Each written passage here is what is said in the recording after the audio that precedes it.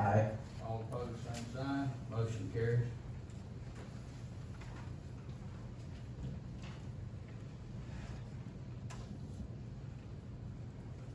All right, we've got a presentation here tonight. We got a couple of them. Ms. Nicole Albers.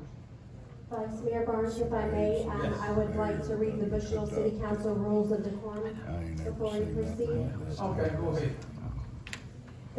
The Bushnell City Council desires to maintain a professional and respectful decorum and provide for non-disruptive meetings in the interest of all persons involved and those in attendance.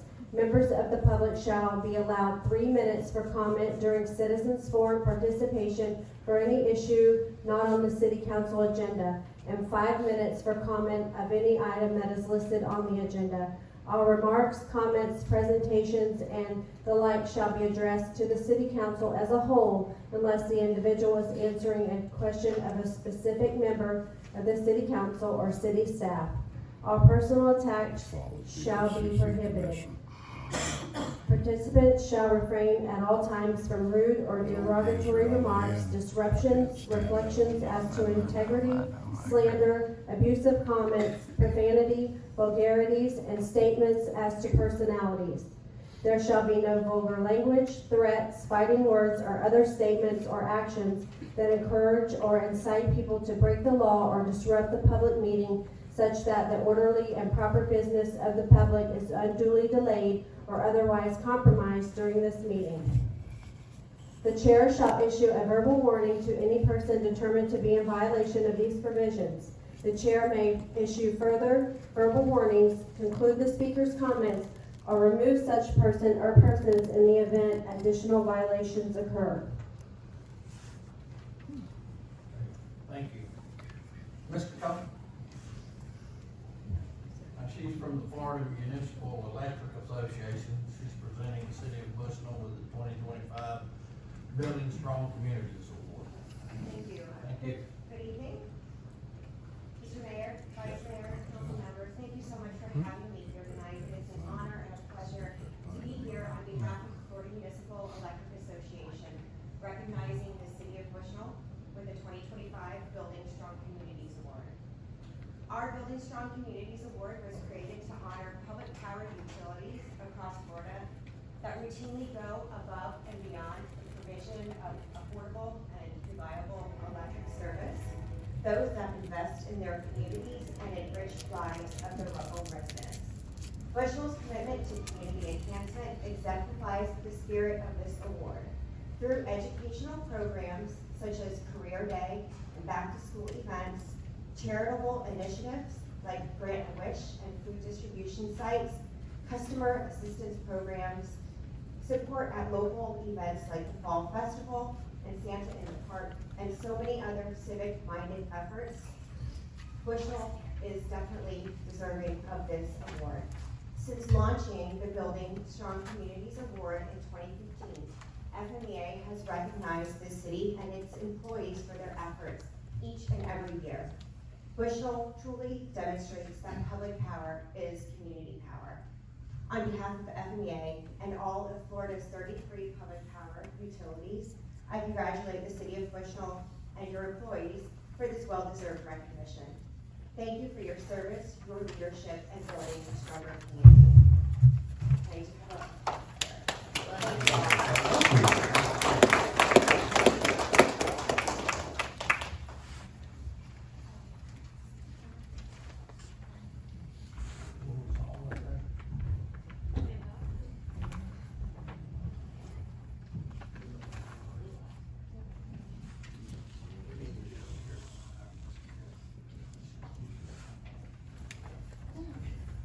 Just sit right.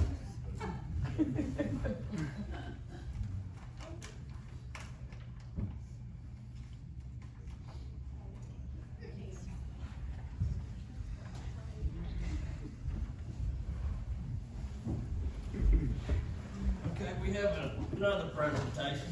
Mr. Christopher Tillman and a beautiful lady beside him there from Arcadis. They are the people that are presenting the ACMS Heart of Florida Landfill Corrective Action Plan compliance evaluation.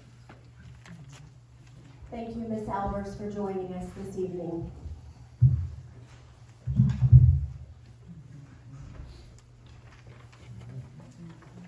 Mr. Mayor, Mr. Vice Mayor, members of the City Council, thank you for allowing me to speak to you tonight. Yes, sir. I'd like to give you just a brief presentation on the work that we did in the corrective action plan compliance evaluation. As you're all aware, on June 28, 2025, the city issued ACMS a notice of intent to revoke the construction and operation permit issued by the city. In that notice, they gave ACMS 30 days to correct the violation and required a written corrective action plan, along with evidence of completed corrective actions. The city tasked Arcadis with determining whether or not ACMS had complied with what they had proposed in their corrective action plan. So to do that, we did 3 steps. The first step is we reviewed the available documentation, correspondence, communications, all available permit information from FDEP. And then we conducted a series of site visits to both physically evaluate the site and to also conduct odor monitoring at 112 locations around the landfill during the course of those 4 visits. We also met with ACMS staff and Compost USA staff to review their operations, to discuss with them what proactive actions they were taking to address odor and how they were operating their facilities. And then at the end, the last step was to review each of the specific actions that was included in the CAP and determine the compliance status based on the results of the previous 2 steps. So I won't belabor you with the details of the permit review and the compliance status. I would like to point out the fact that there's a few important things to note. Is number one is that gas collection control system of the landfill is one of the primary elements to to alleviate odors. This is where they have gone in. When they first took over in 2013, there was no gas system at the facility.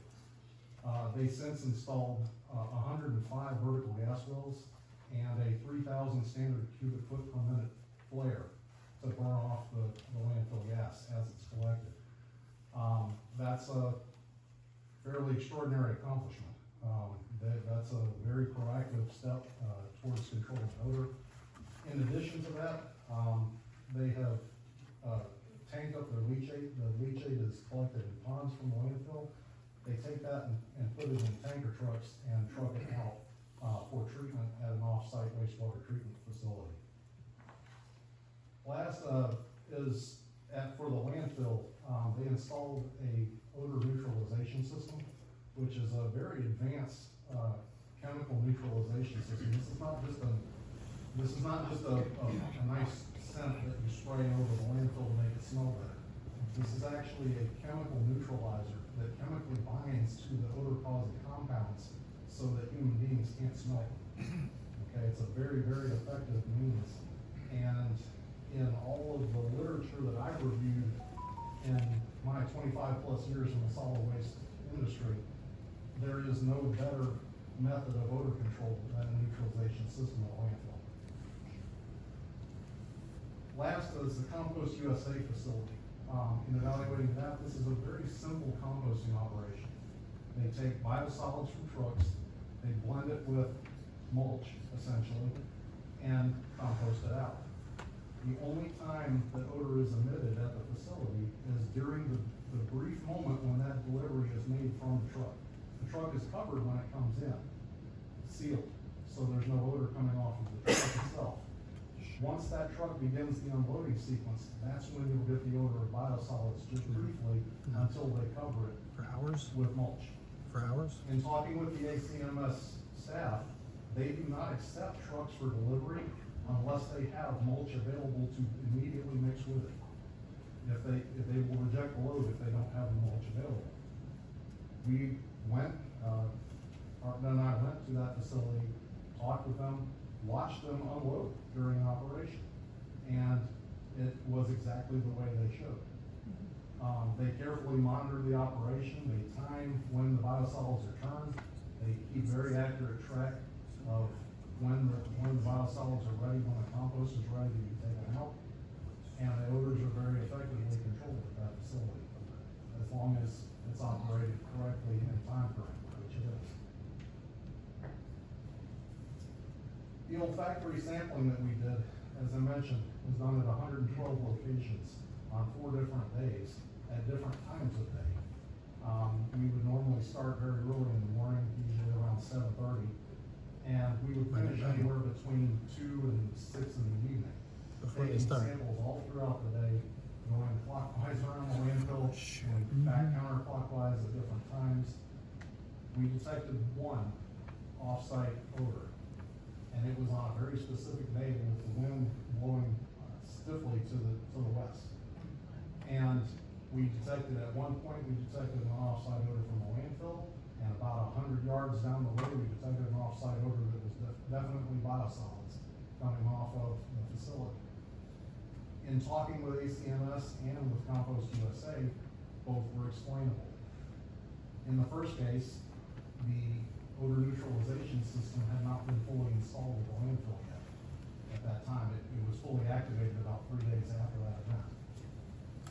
The second was, we noticed about 5 or 6 biosolids trucks going into the facility before we went out to make that sampling event. What we detected was them unloading at that point, that brief moment where you detect that unloading from the facility, or from the truck. So based on that, we then went back, reread all the documentation, went back through the compliance action plan that was submitted by CMS, and went step by step through what they proposed as a compliance action and what was actually performed.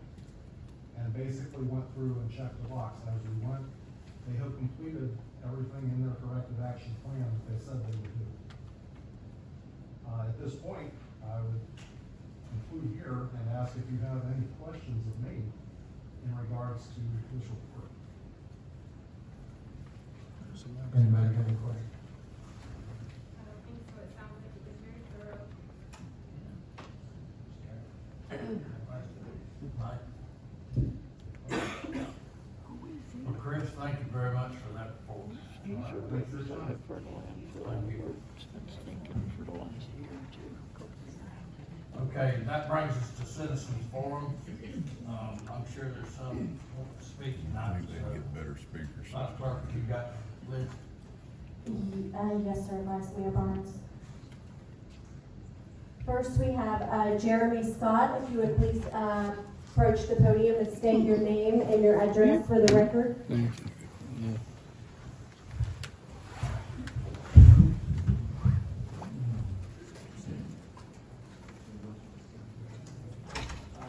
evening, Jeremy Scott, go to the address 1406 Penn Road. So I read the report from Arcadis, and I think Mr. Kern knows, I had some questions about it due to some of the things that are in there. Some spelling issues, which is, basic high school grammar. There is no Somerville. Love to go there, sounds nice, because it don't smell.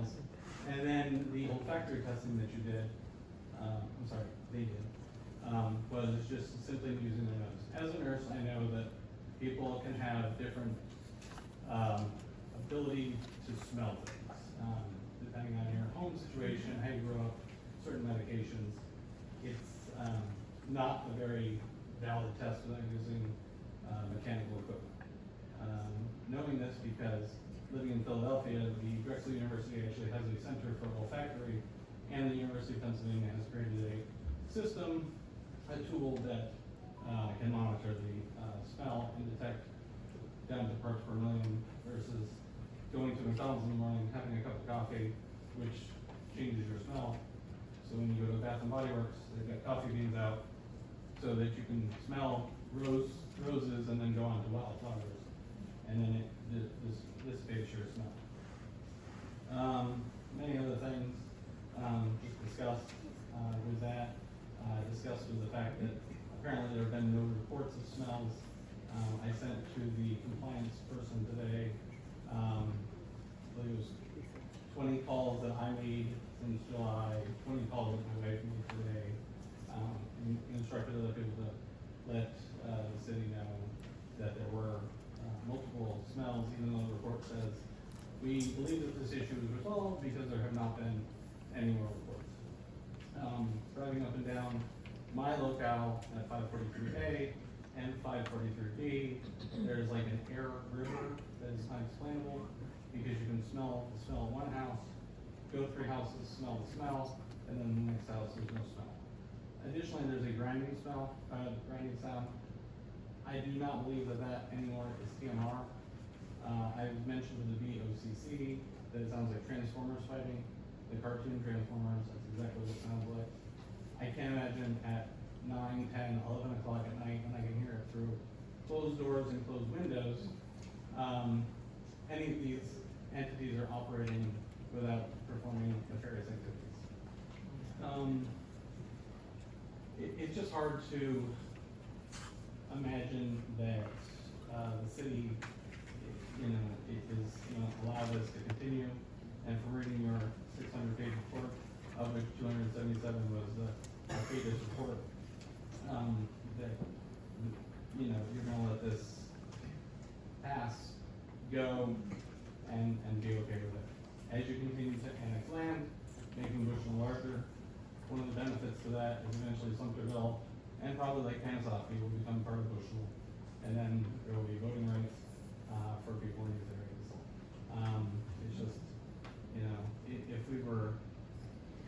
if my wife and I were 60 and didn't have a child, we would be less of a concern. I wouldn't be here tonight. I'd be getting ready for Monday Night Football. Here I am. I don't want to come to these meetings. I don't want to, I lived in Philadelphia, which everybody knows is one of the most corrupt cities in the world. Trump has spoken about it. So I just hope the city of Bushnell continues to try to help the citizens, even though there's only, 24 of us that are truly affected. But it's just important to me, and it should be important to everybody that, commitment to quality of life is what. Thank you. Thank you.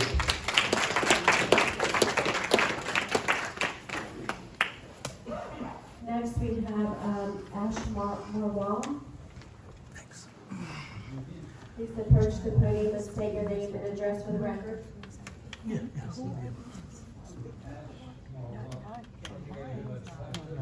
hear you, Ash. Can't hear you. Can't hear you. Go ahead, sir.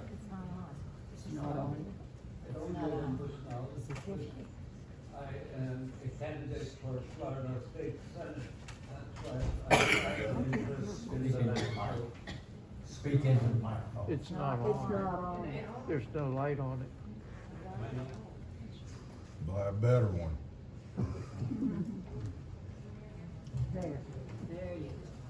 Okay. All right. Is that better?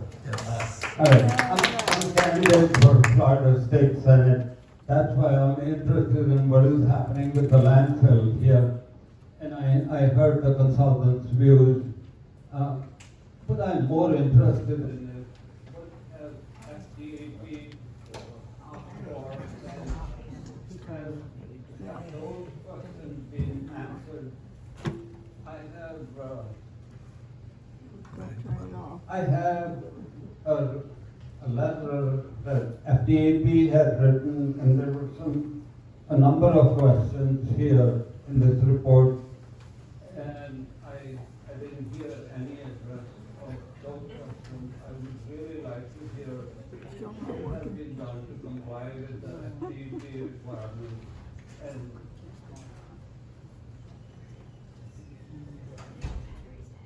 it says, effective immediately, respondents will continue to keep facilities leachate evaporate offline, and within 180 days of the effective date of this order will completely disconnect and remove the leachate evaporator from the facility.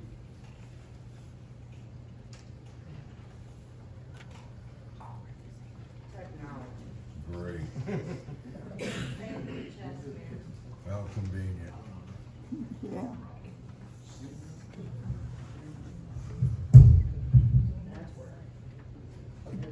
That was one of the questions on the FDAP letter.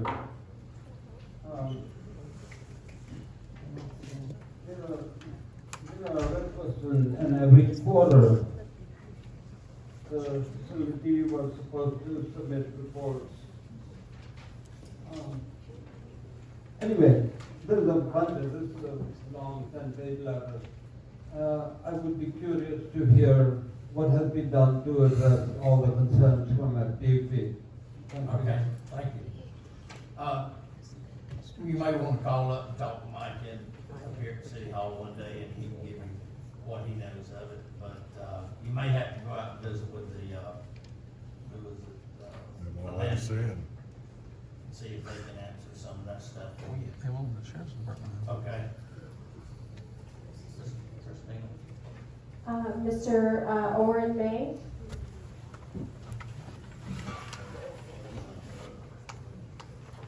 My name's Orrin May, 897 County Road 467, Lake Hansaw, Florida.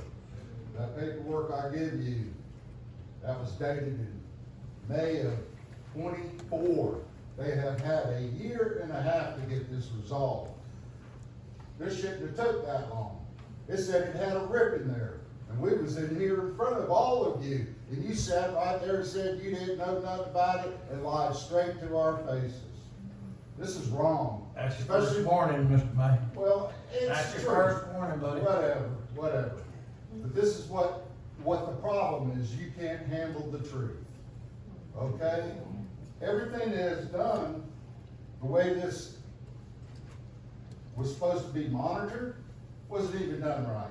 Here, you're gonna go ahead and take the word of one man and get it passed. It shouldn't be done that way.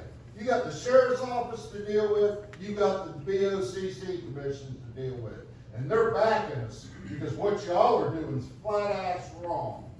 It's wrong. Thank you, sir. You You're may gonna remove leave. me You for may that? leave. No. Yeah. Get on out of here. Whatever. That's unreal. Y'all some sorry dogs. Next person. Every one of you. Get on out of here. Next, Deborah Arcus. Bunch of sorry dogs. I don't think he did anything wrong at all. What What did he say, Thank John? you. Damn, it's cursing. I'm just as upset as he is, but I'm gonna put a smile on my face and say, I didn't know what I was gonna say when I got here tonight. Yeah, I've talked to you folks many times, I've been to many BOCC meetings and said the same things to them as well. My concern is that we're trusting what they say for the repairs that have been done, and you've given a 5-year permit. To me, that seems really trusting, above and beyond the call of duty. By rights, because of the history that has happened and the things that have found out in the last year and a half. Because he's right, this has been going on a very long time. That you should have a constant, every 2 months, go check and make sure things are fine, have somebody in there inspecting every 2 to 3 months, and at the end of a year, they should be on probation for the first year to verify, in fact, that they are abiding by the guidelines that they are set down by FDEP. They've already proved that they have not done that in the past. That should be your first red flag. Your second red flag should be the fact that all of a sudden they've got it fixed.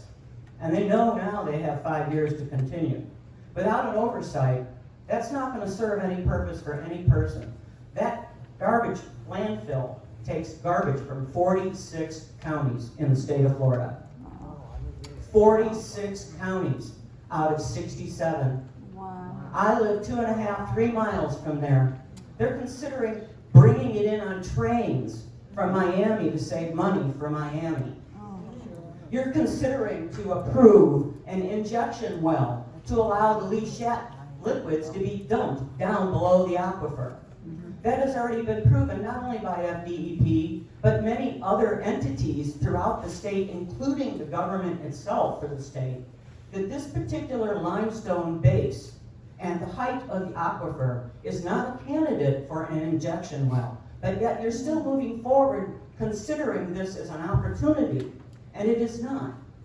My community, maybe 4,000 to 5,000 people, even the person who runs the Lake Panasoffkee Water Association has sent off a letter saying this cannot happen. We live off of well water down here, and you are just now making an issue out of making that going to be negative for us to use. How many houses in this region, I think there's a couple that I'm looking at here that may actually be on well water, and you want to allow that to occur? These are items that the landfill people are bringing into us that was never here before. This landfill was in Ocala and had these issues. The residents put up a stink. Good word. Needless to say, they were shook out. And where did they come? They came here. And they're repeating the same behavior. And you gave them another 5-year extension. Where in that 5-year extension does it say they're going to be monitored every 60 to 80 days? When in that extension does it say that they're going to be checked once a year to make sure everything's 100%? All of that needs to be in there because you're protecting the residents here, the people who pay your salaries, the people you work Okay, for. thank you very much. We don't want to forget.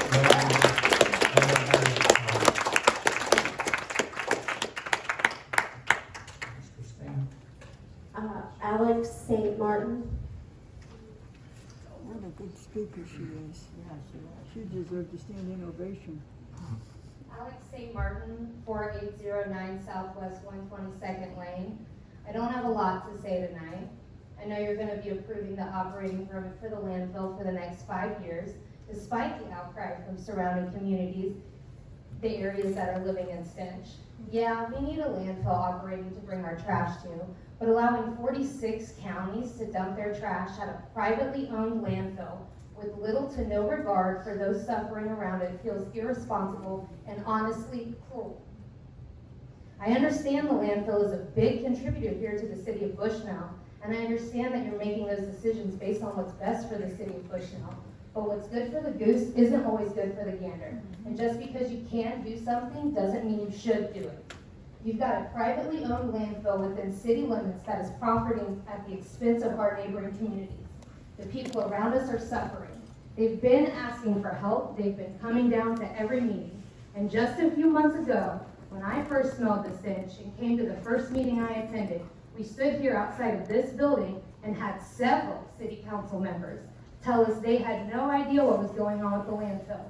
That's alarming, that's unsettling, and that doesn't elicit confidence in the people around you. I know that development's coming.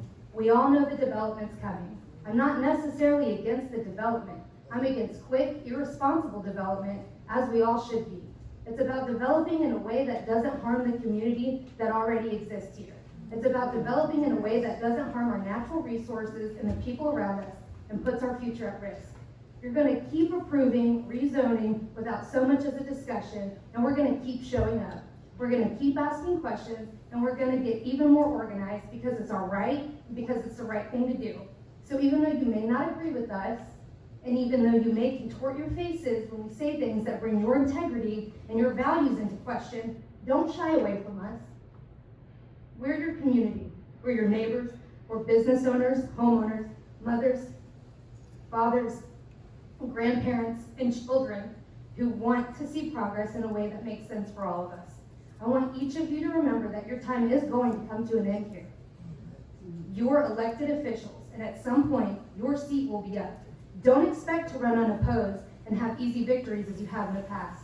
I want you and the community members who feel like you failed them to remember this. Thank you.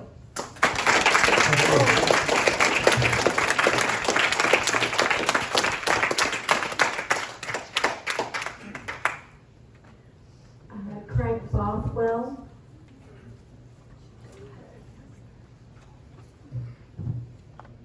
Craig Bothwell, 4809 Southwest 122nd Lane. It's a tough act to follow up on, but I'm going to piggyback off it anyways.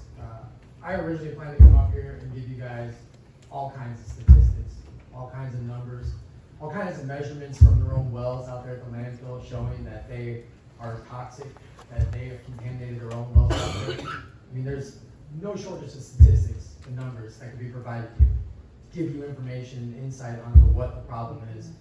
But I've been in enough of these meetings to know that you guys tend to be inclined to just say you don't know anything, or ask this person, or ask that person. That's fine. Some of us like to go through life that way. Some of us don't. I'm not one of them. And the people that are speaking up are not those people either.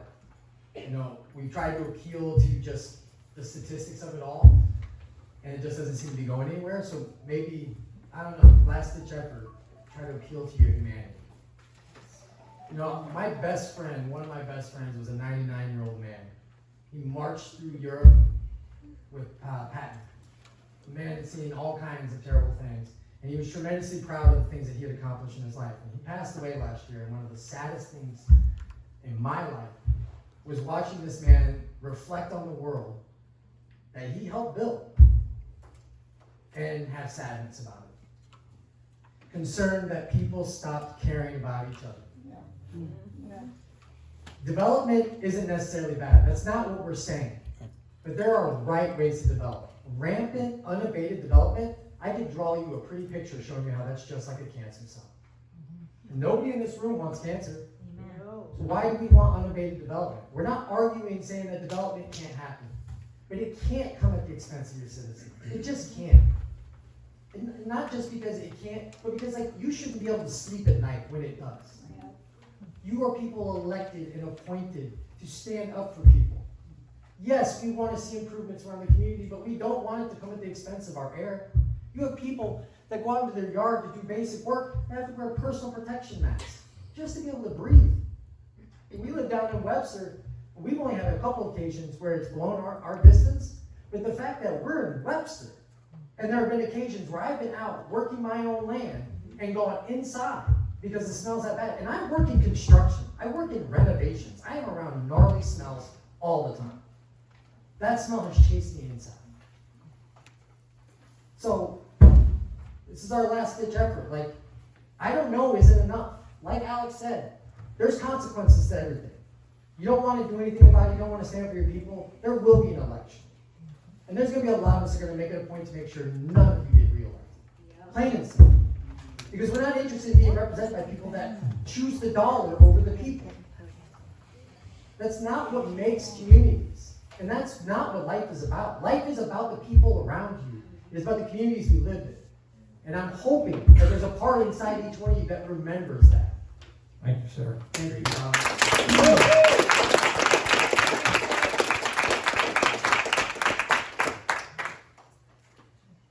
Lee Drew. Leah. Sorry.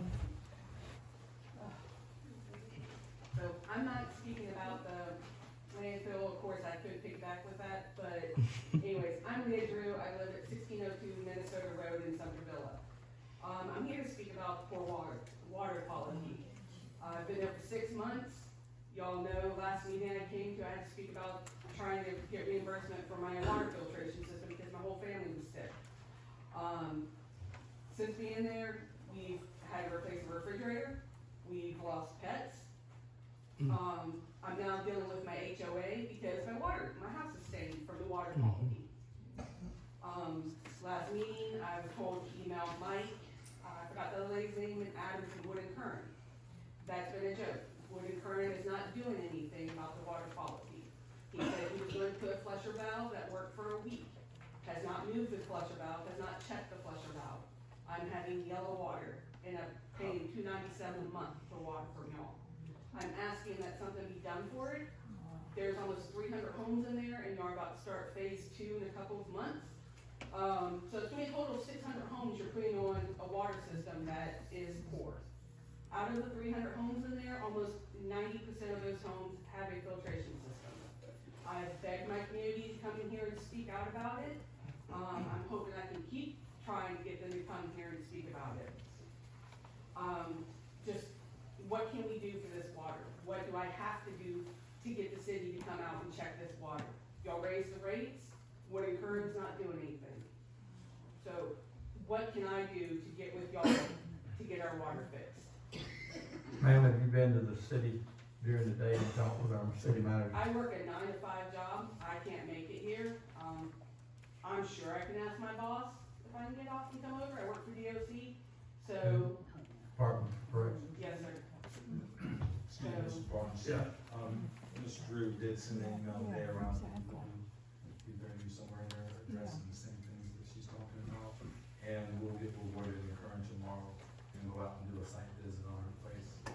Yes. So give them a day or two and somebody will get back with this lady. Yeah, cause she has a lot of and from her statements, it hasn't been working. This is the first that we've been brought aware of that. I don't know if you, I'm saying this office, you might have contacted. You're on, right? Yes. Yes, sir, you're on my emails. I sent the email this morning, I'm not sure why it went so late. I don't want Adam at my house, I want somebody above Adam at my house. He has come, he tested my water that's treated water that I pay for. Not the system that I pulled in the check, because I have a spigot specifically put on that has your water. And I told him to test that, and he did not test it. He So tested when my- are you available, Ms. Drew? Anytime after 4, Monday through Friday, or on the weekends, or if somebody can come out, I can speak with my boss and shift my hours around a little bit. I can come by after 4 if you're home. Oh, no, thank you. Thank you.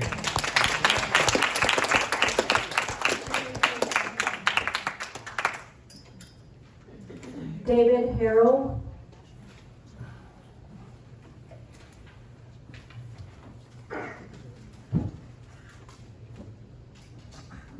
David Harold, 546 North Bushnell.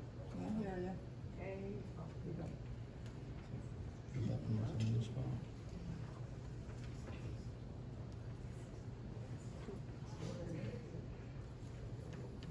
There we go. Yeah, so I'm just gonna piggyback on a lot of what's been said. One statement that was made earlier was quick, irresponsible development. And I'm sorry, this is to address item 23, I'm sorry, 22 and 23 for ordinance 2025-53 for a mixed-use development by Mr. Hal Lyons. So I would like to remind you guys that a decision to approve a comp plan amendment and future land use change like this will allow a site to increase density and intensity. And really, there's not another property within a 2-mile radius that has anything comparable to this type of land use and zoning. And as has been stated numerous times already, there is simply not the infrastructure to support this type of development. I think that's been the theme of this meeting, is the lack of infrastructure. So this is gonna open the door, if you approve this type of change, for future amendments to come through. And like I said, there's just not the infrastructure there to support it. The city of Bushnell and Webster, for that matter, are both at or near capacity on the wastewater. So I would just encourage you guys to consider that and not approve this amendment. Thank you. Thank you.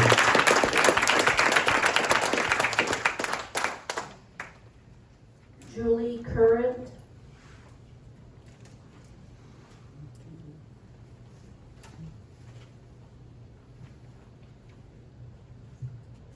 Good evening. My name is Julie Current. I live on 546.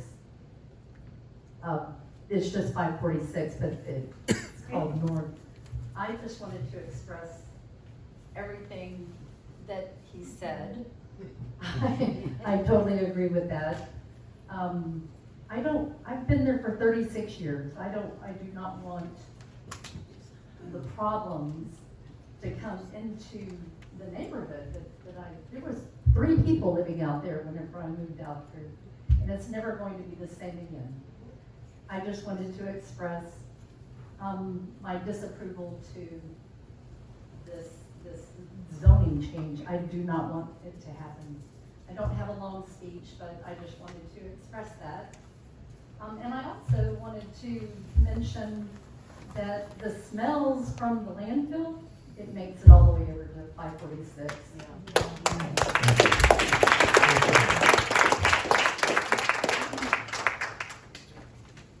Lori Waters.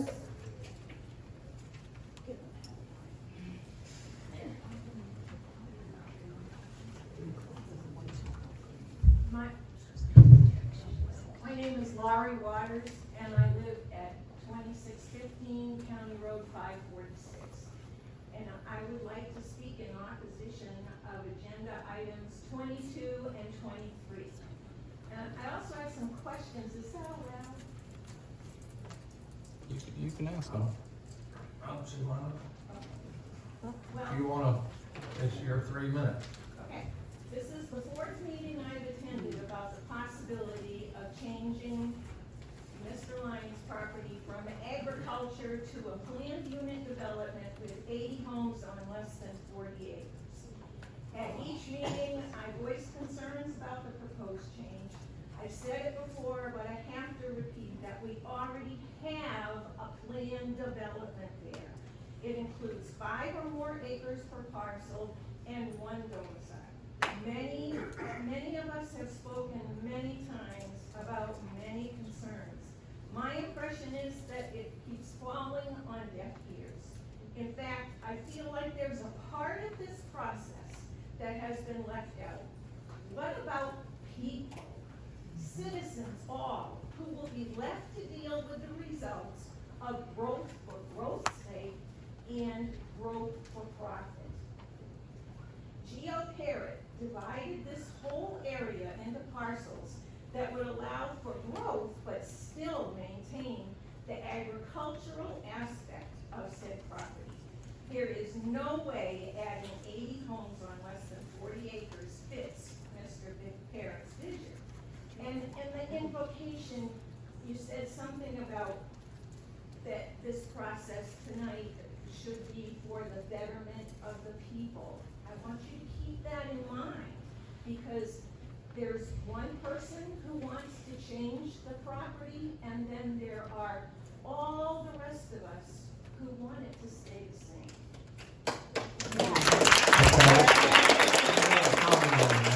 On your time. I'm gonna comment on that on your time.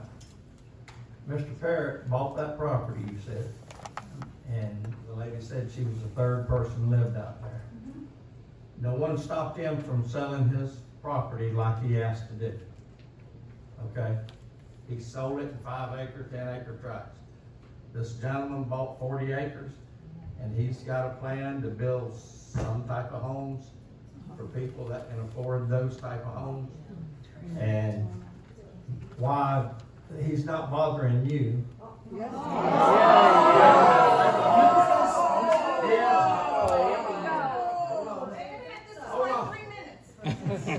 He's not telling you what to do with your property. Why are you telling him what to do with yours? He bought it. I'm not telling him what to do, because everybody made this proposal.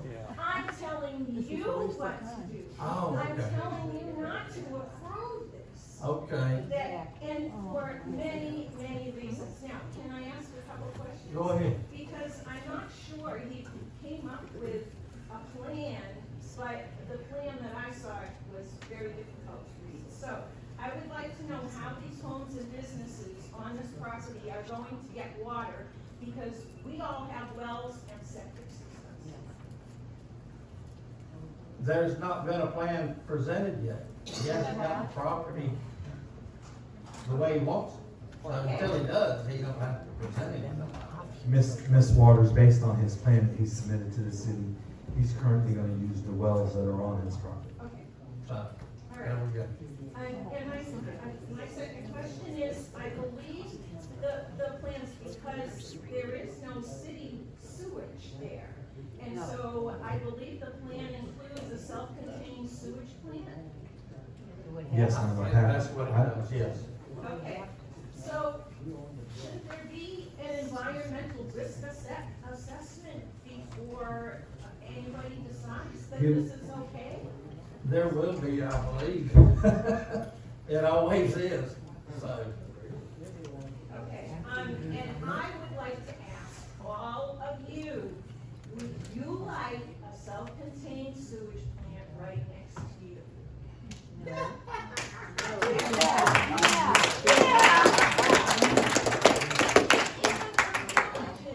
Takes and puts their sewage systems away from homes. At the conclusion of the first meeting that I went to, Attorney Adams came and showed me a map. And I believe it was something about the 10-year plan of where the possible growth areas are. For the future, they're all along 471 and 476.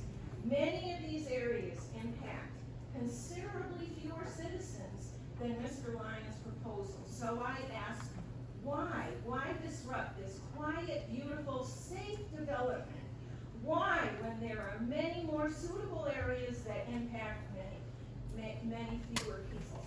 I realize Mr. Lyons can't make as much money if this proposal is denied, but he won't be living there. He's never lived there. Please take those of us who do live there into consideration. We moved here because we agreed with Geo Parrott's vision. We don't need growth for profit's sake. Okay, thank you very much.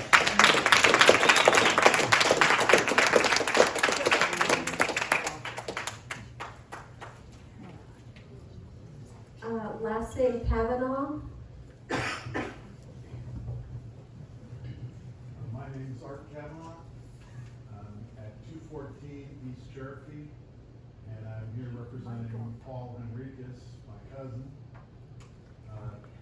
Let me just quickly say that as much as I can engage with Paul over he's now 71, I believe. More than anything else, I'm really guided by my aunt Vivian and my uncle Fred Enriquez. They chose Bushnell in 1978. They lived in town initially, and when Fred was unable to have his retirement office, if you will, his dental practice in town, he chose this location at Cherokee and Justice.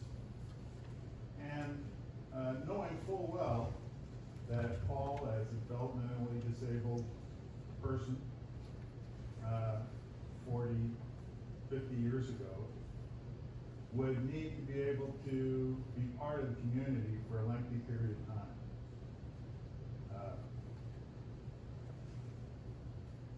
Fred passed away, I believe, 2000, thereabouts. Vivia's passed away 2016. Now it will be 10 years in January. Paul has been, and I'm going to say this without, he truly feels as if he's a part of Bushnell, and to the extent that he's able, he wants to defend everything that happens at Bushnell in his world as part of the development center that's now moved to Seminole. So why get all excited about this? We all know that development needs to happen, that the community needs to thrive.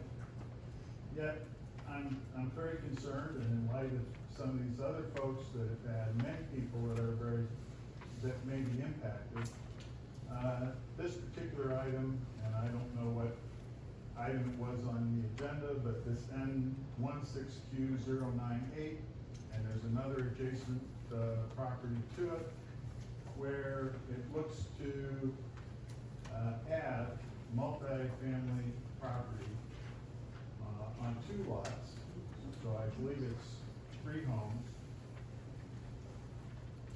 But effectively, between that and the 3 homes that have been painfully taking forever on justice to be developed, those could add somewhere, this is just me, a man on the street, this would add somewhere in the neighborhood of 12 to 24, and maybe as many as 30 different vehicles trying to get in on a relatively complicated corner. Okay, sir, thank you very much. Your time's up. Appreciate it.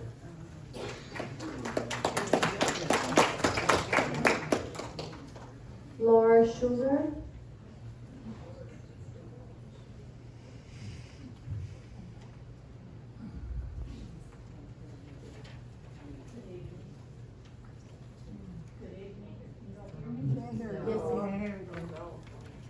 Good evening.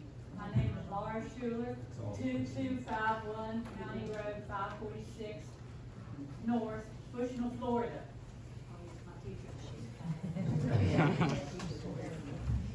Okay. Mr. Parrott did leave a vision for the community, and it's right here in my hand.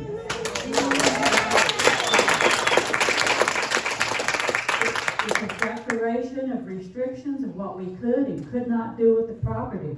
And there were to be no 60, 70, 80 homes on a 40-acre plot. There were to be single-family homes built by conventional methods. I want to read a portion of it. I left you all a letter. We have never understood, not just me, maybe I'm the slowest one in the group here, but we've never understood why our restrictions are no longer valid, because it says, this restrictive covenant may be removed and rendered ineffective only upon the consent of all of the owners of the property contained within the described Exhibit A. So that's this list of properties right here. It says the restrictive covenant or limitations upon the use of the land, and it goes into mobile homes, house trailers. I don't know what he's planning to do to put 81 homes in that little area, but it's not following this. We do not know, we have not ever been given a explanation as to why this is no longer valid, because it says that it is good. It says this restriction shall remain in full force and effect for a period of 25 years from the date of the recording, that was 1987, of this declaration with the official records of Sumter County. And the same, either in its present modified or amended form, shall automatically be renewed for successive 5-year periods. And that's with the permission of all of the owners.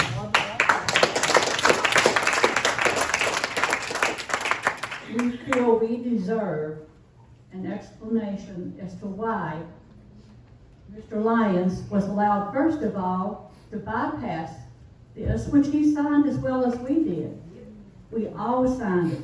That was a condition of ownership, and it was to protect our community. You can reference the letter that I have in your all's folder. But we think we deserve a good explanation of why you all think this is no longer legal, because it looks very legal to me. Thank you. Thank you.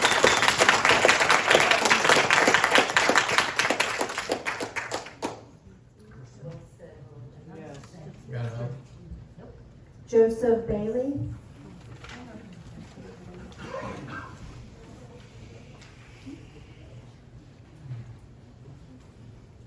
Joseph Bailey, 2254 County Road 546. What I was going to say was in regards to the restriction. Can't hear you, Joe. Lift it up, Joe. You have to get closer. Just right. It's red. First of all, I'd like to talk about his plans. Our underground aquifer flows from the east to the west, slightly to the south of that. His wastewater treatment facility would directly impact our wells consequently, because he's on the far east side of all the parcels involved. As well as the density of our area, he's going to double the number of cars and the vehicular traffic right at the entrance to all of our properties. Also, the restrictions dictate a main residence. All other structures are to be in support of the main residence. Now, I think Mr. Adams worked for, Mr. Lyons on at least 2 occasions that I can find. And I think that should be disclosed ahead of time. It never has been.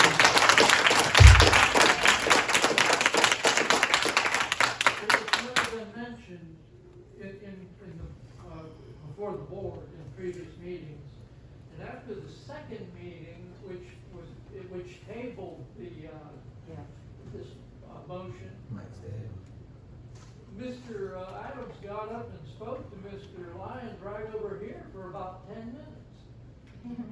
But at the same time, he won't answer me. I brought up these restrictions at each meeting, and he has never answered why these restrictions are rendered invalid. I can't understand that. I think I should get equal time as Mr. Lyons with the city attorney. That's my opinion.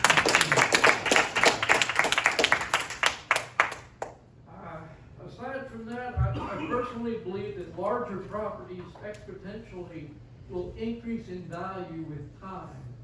And that's been seen throughout most any city. I grew up in Miami, got out of there in '79, but I know in Pinecrest, Coral Gables, all these other developments where larger properties were allowed to maintain their size, they rapidly increase in value, millions of dollars, while the cookie cutter homes maintain the same rate of increased value as just the market at best. Now, when you consider homestead exemptions and whatnot, I think it would benefit the city to allow for larger properties in the long run. 20, 30 years down the road, cookie cutter homes, they're not worth as much. Farmhouses, whatnot, those properties go up in value incredibly because people move in and put mansions basically on them. And anyways, many of y'all council members have put in your campaign advertising that you want to achieve and maintain the small town charm of Bushnell. Yeah.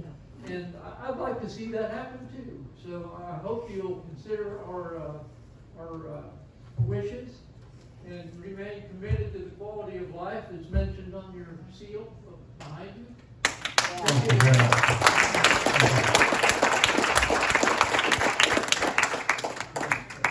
Yes. But you were right. I am not aware of representing Mr. Lyons. Apologize. I am not aware of representing Mr. Lyons. If the gentleman would be so kind after the meeting to point out to me when I represented Mr. Lyons, I would appreciate it. I have one. I have one contact here. It's my turn, sir. Oh, see. As to the declarations of restrictions. Any attorney may have an opinion whether those are valid or invalid. Any one of you homeowners who believe those restrictions to be valid, you're certainly free to file an action in the local circuit court, and if they are valid, you can enforce them. However, it is not the duty of this council to be interpreting or construing land covenants and restrictions. What is before this board is simply a matter of a future land use map change and then the zoning. This board has no jurisdiction to determine whether those restrictions are valid or invalid. Point of order. Point of order. I believe I've answered or addressed the question. Yeah, thank you very much. Point of order. Go ahead, ma'am. Mr. Adams is Okay. following all legalese. Wait a minute. No, I you call the need to point sit of- down, please. No, I call the point of order. Oh, I So couldn't you have to let understand me you. speak. Yeah, of course. You just need to sit down and let us finish with our people giving their talks. Mrs. Clark. Jones, Stats, Yes, plus.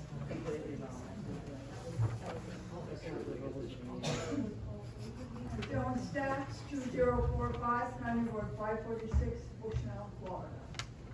I cannot say anything more than what all the wonderful people before me have stated, and I am totally agreeing with that. I would just again say, all of you, read your sign behind you, and are you committed to the quality of life?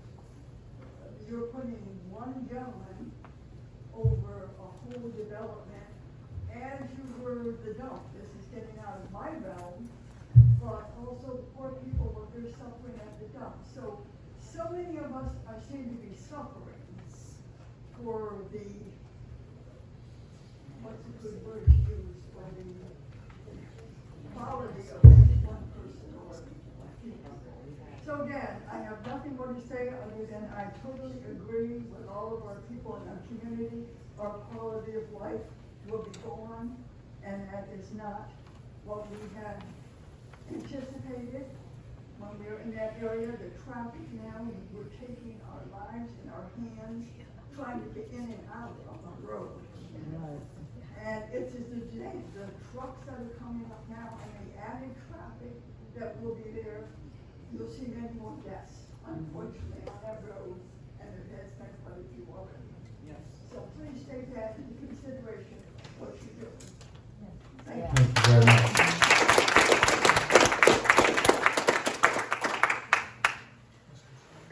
Tracy, I'm sorry, I don't know how to pronounce your last name. Wassler, thank you. Step on your toe. Hello, I am Tracy Waswick. I live at 2525 County Road 546A, also in Bushnell. And I'm speaking in opposition to and I don't know why, again, there's two different numbers on there, whether he wants to be a PUD or a CMU. If it's the same thing, why are there two of them? Doesn't really make sense. You just throw them to see what's going to stick. I don't know. But we moved out to this community because we were looking for acreage. We were looking for that hometown feel. There was cows, there's horses, there's goats, there's chickens, there's children that can run in the streets.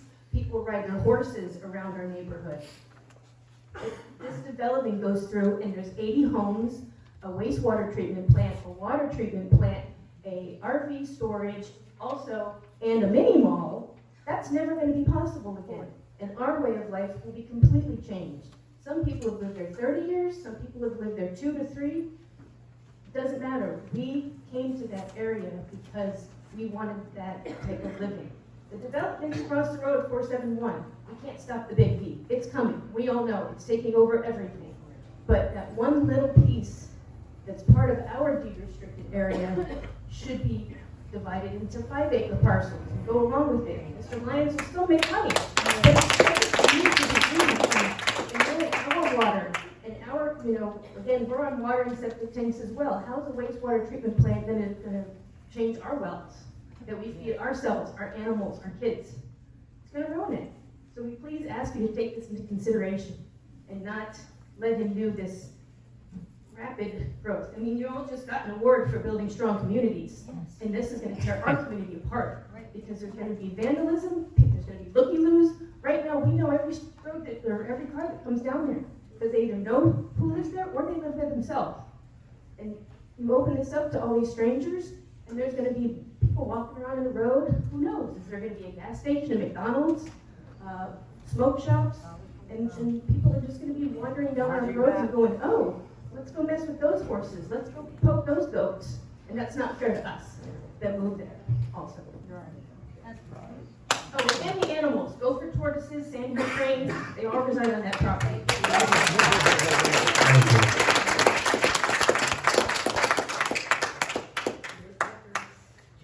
Megan Callender.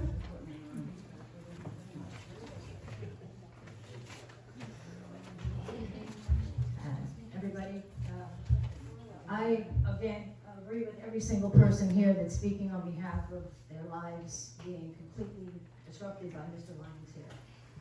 The first few times we came into meeting and having talks, I thought that Mr. Lyons, over listening to people pour their hearts and souls out, would have some type of, I don't know, wake up one morning and go, I don't need to do this to these people. I can make a lot of money selling 7 properties of 5 acres and make other people very happy for having a huge, beautiful piece of property welcomed into our neighborhood. But no, he wants to be greedy and he wants to make more and more and more and more and more and more and more.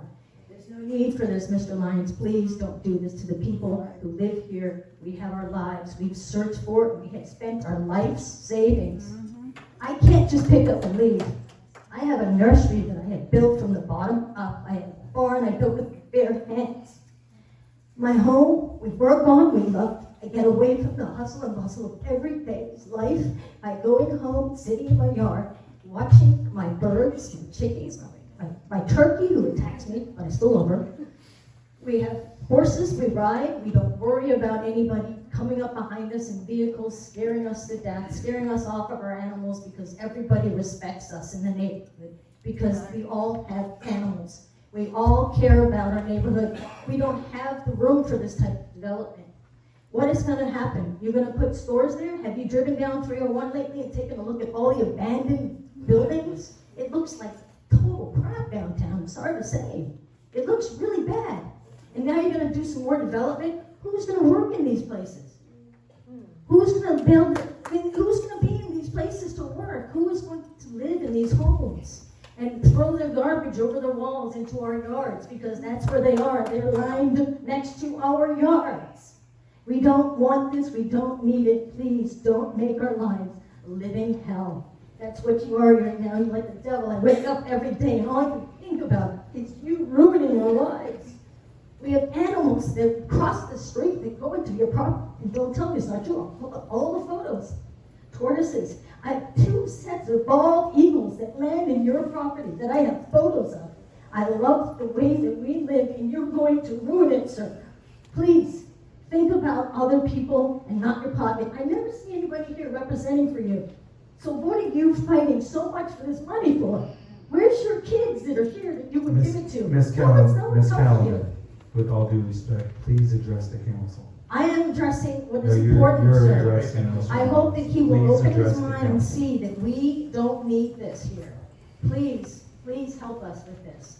I'm begging you all. Wake up and see that we can't live with this in our lives. Thank you. Thank you.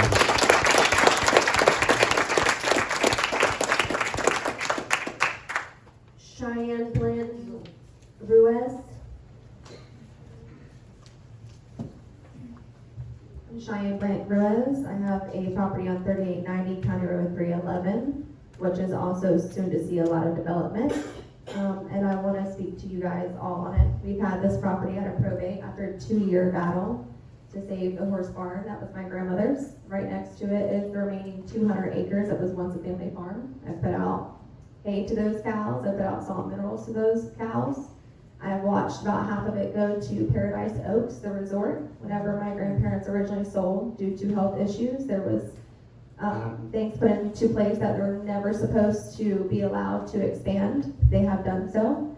We are now looking at 300 plus homes on 80 acres right next to the barn that we currently just got.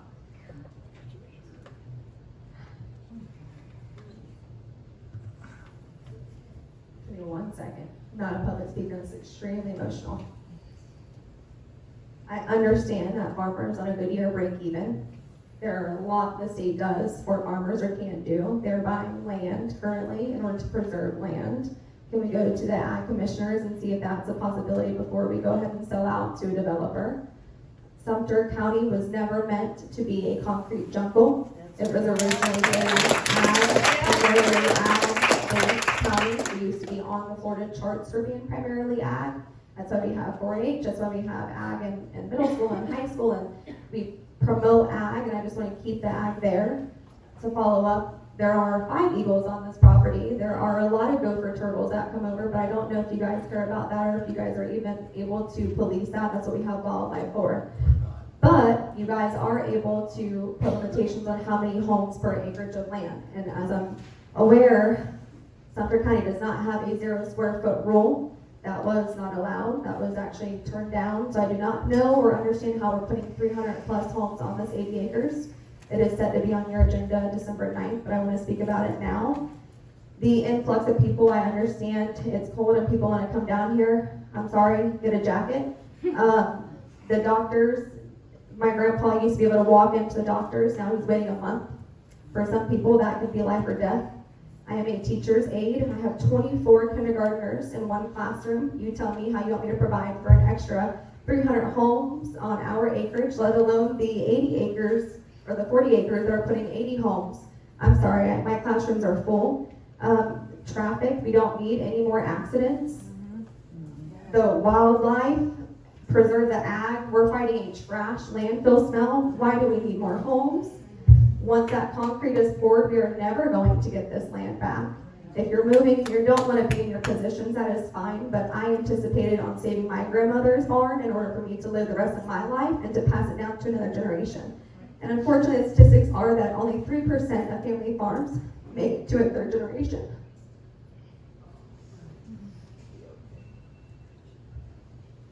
I want to just stop there and time's up. Thank you very, very much.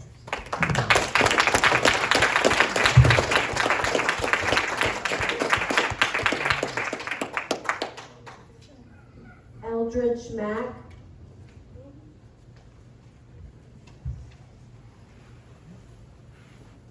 Good evening, ladies and gentlemen.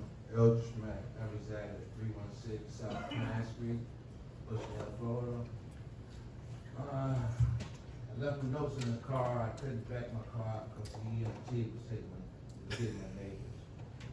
So I had to catch a ride up there. But anyway, I'm up here concerning the rezoning. I believe it's N16Q098.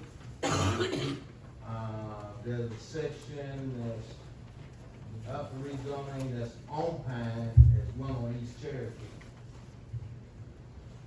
No one in the neighborhood wants this, except for one person. He's on his own board. Whoa. But no one wants this. The traffic is bad enough as it is. You just got a neighborhood there. But the last 8 years, it's been, and the vice mayor tell you, it's been almost like Mayberry. You know what I'm saying? That you're gonna bring a group of people that has no investment in the community. They're there for a minute until they can find somewhere else. I understand they need housing, but if it don't fit, don't force it. I just ask that you guys take this into consideration, please.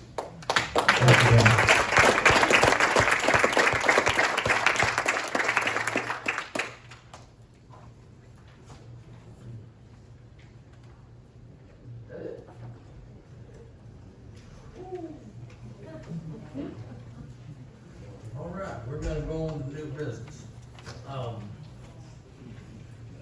We need a motion to approve items 1 through, or read, excuse me. We need a motion to, read, items 1 through 25 by title only, please. I make a motion to read items 1 through 25 by title only. Okay, is there any discussion? All right, we have a motion and a second. All in favor, say aye. All opposed? Motion carries. Let's see. Madam Clerk, would you read, new business item number 1? Yes, sir, I will. Under new business, we have number 1. This is a postponed item, second and final reading of ordinance 2025-30, an ordinance of the city of Bushnell, Florida, annexing certain real property into the corporate limits of the city by voluntary annexation, redefining the boundaries of the city to include such lands and providing an effective date. Parcel N28-004, owners Montana and Rebecca Barnes. I move to approve of the second and final reading of ordinance 2025-30. Okay, we have a motion and a second. I will abstain from this, vote. All in favor, say aye. Oh, excuse me. This will be a roll call vote. Mayor? Aye. Lori? Ms. Carol Davis? Okay. Motion carries.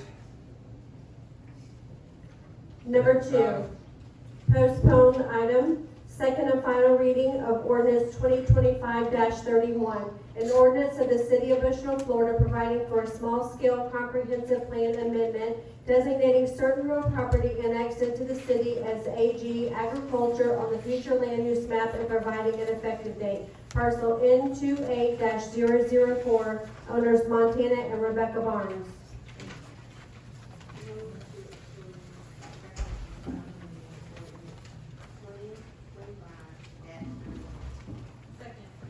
Okay, we have a motion and a second for approval. Mr. Mayor? Do you roll call? Aye. Ms. Corey? Aye. Ms. Karen? Aye. Motion carries. I do abstain from that vote as well.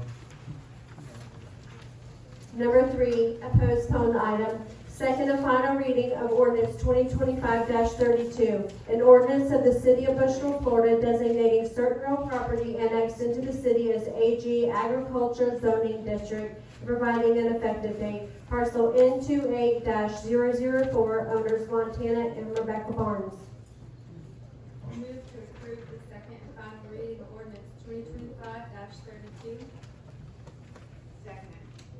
Okay, we have a motion and a second to approve 2025-32. This will be a roll call vote, and I will abstain on this item. Mr. Mayor? Aye. Ms. Torrey? Aye. Ms. Karen? Aye. Motion carries. Item number 4, second and final reading of ordinance 2025-34. Madam Clerk, will you go ahead and finish that up then? An ord- If I may, before y'all vote on this item is back before the council because of an inappropriate procedure at the last city council meeting. Okay. At the last city council meeting, there were only 3 members that were in attendance. Right. The vote on this was 2 in favor and 1 opposed. Right. It was announced that it had passed simply because the majority of the quorum of 3 voted in favor. Correct. However, procedurally that is incorrect. It's back before you because the charter requires the affirmative vote of at least 3 members. So the vote that took place at the last meeting was inappropriate. It did not pass. Correct. It is back before you where there is sufficient members before the is here present to make a decision. That is the reason it is back before you. Thank you, Mr. Adams. Does everybody understand that on the council? Okay, where are we at? Number 4, second and final reading of ordinance 2025-34. An ordinance of the City of Bushnell, Florida, providing for a small-scale comprehensive plan amendment designating certain real property annexed into the city as LDR, low-density residential, on the future land use map and providing an effective date. Parcel J13B010, owners Mario and Myrta Cruz. Move to approve second and final reading of ordinance 2025-34. Second. Okay, we have a motion to approve, second and final reading. This will be a roll call vote. Mr. Mayor? Aye. Ms. Torrey? Aye. Ms. Karen? Aye. And I'm aye. Motion carries. Number 5, second and final reading of ordinance 2025. Madam Clerk, would you read it? Yes, sir. An ordinance of the City of Bushnell, Florida, providing for a small-scale comprehensive plan amendment designating certain real property annexed into the city as L-IND light industrial on the future land use map and providing an effective date. Parcel J14-024, owner Humane Society SPCA of Sumter County Incorporated. Move to approve on second and final reading ordinance 2025-36. We have a motion and a second to approve the second and final reading. This will be a roll call vote. Mr. Mayor? Aye. Ms. Dorey? Aye. Aye for me. Ms. Karen? Aye. Motion carries. Item number 6. Madam Clerk. Number 6, second and final reading of ordinance 2025-37. An ordinance of the city of Bushnell, Florida designating certain real property annexed into the city as I-1 Light Industrial Zoning District and providing an effective date. Parcel J14-024, owner Humane Society, SBCA of Sumter County Incorporated. We need a motion for that. Move to approve, on the second and final reading, ordinance 2025-37. Okay, we have a motion to approve the second and final reading of 2025-37. This will be a roll call vote. Mr. Mayor? Aye. Ms. Dorey? Aye. Norman, aye. Ms. Karen? Motion carries. One second.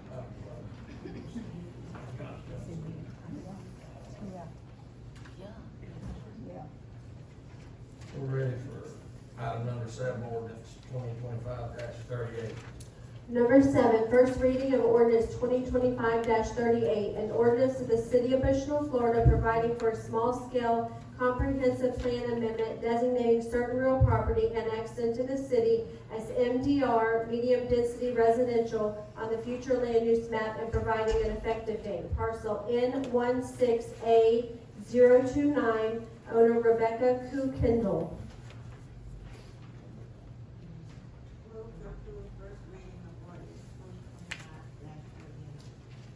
Second.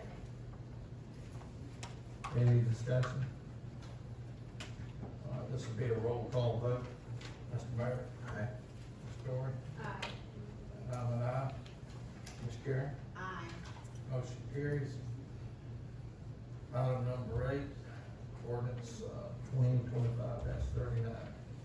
Number 8, first reading of ordinance 2025-39, an ordinance of the city of Bushnell, Florida designating certain real property annexed into the city as RSF-4, single-family medium-density residential zoning district and providing an effective date.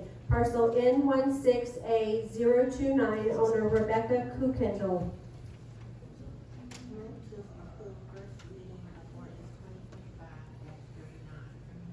Second. Okay, we have a motion and a second to approve ordinance 2025-39. This will be a roll call vote. Is there any discussion? All in favor, say aye. Oh, excuse me. Mr. Mayor? Aye. Ms. Dorey? Aye. So now for me. Ms. Karen? Aye. Motion carries. Item number 9, first reading of ordinance 2025-4. Number 9. If I Yes, may sir. again, this same issue with the inappropriate procedure was used at the last council meeting. You're revoting because it was a 2-1, you require 3-3. Thank I you. believe this goes for the next 3, for this, Yes, sir. for this parcel. Yes, sir. And then we also have it coming up for the following parcel number, so actually the next 6. The next 6? The next 6. Number 9, first reading of ordinance 2025-440, an ordinance of the city of Bushnell, Florida annexing certain real property into the corporate limits of the city by voluntary annexation, redefining the boundaries of the city to include such lands and providing an effective date. Parcel J33-092, owner C. Herman Bevel Ranch East LTD.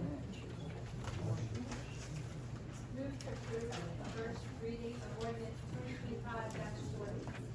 Second.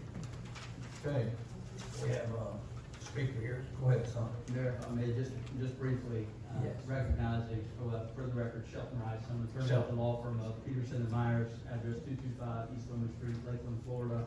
Today I'm here on behalf of the applicant and property owner, this is a request that came before the city council, as Mr. Adams has already mentioned previously, same kind of procedural hiccup, so we're here just to clean it up so that the record's clear and that we have an approved ordinance that we can rely on. Just briefly, recognizing that we have a council member here that wasn't, I have a presentation. If it's okay, Mayor, I'd be happy to hand this out, and then I'll speak to all 6 items at once, so you don't have to That'd be listen to me fine. all night. That'd be fine. And, let me apologize if we goofed that up. It happened.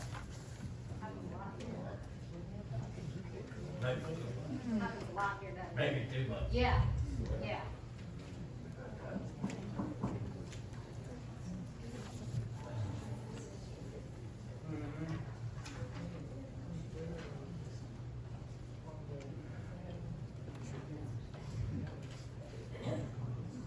Thank you. So just briefly, 6 items, it's really all related to 30-acre parcel. It's adjacent to US 301 on the north side of the city of Bushnell. It is contiguous to the city of Bushnell municipal boundary. This property meets the annexation requirements under Florida statute 171.044 for annexation, particularly voluntary annexation. And so we believe it's appropriate for annexation at this time.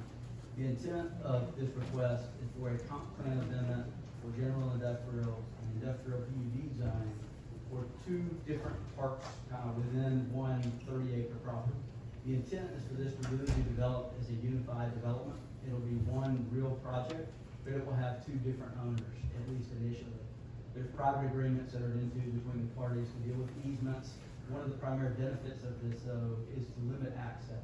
So you don't have 2 different owners using different access points. Doing it in this manner allows it to have a unified access to better meet spacing requirements for DOT and to create a development that's cohesive, although providing flexibility to the individual owners for that. So that's really the intent. This property request for general industrial is appropriate. This is really intended to be an economic development driver. So this would create job opportunities for those in the community, create chances for people to grow up here, live here, and then hopefully have jobs that they can provide for their family here as well.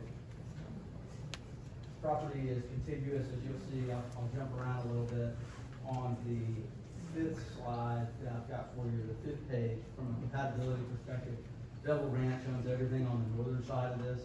The western side is bordered by CSX Railroad. On the southern side is Vulcan Electrical Services.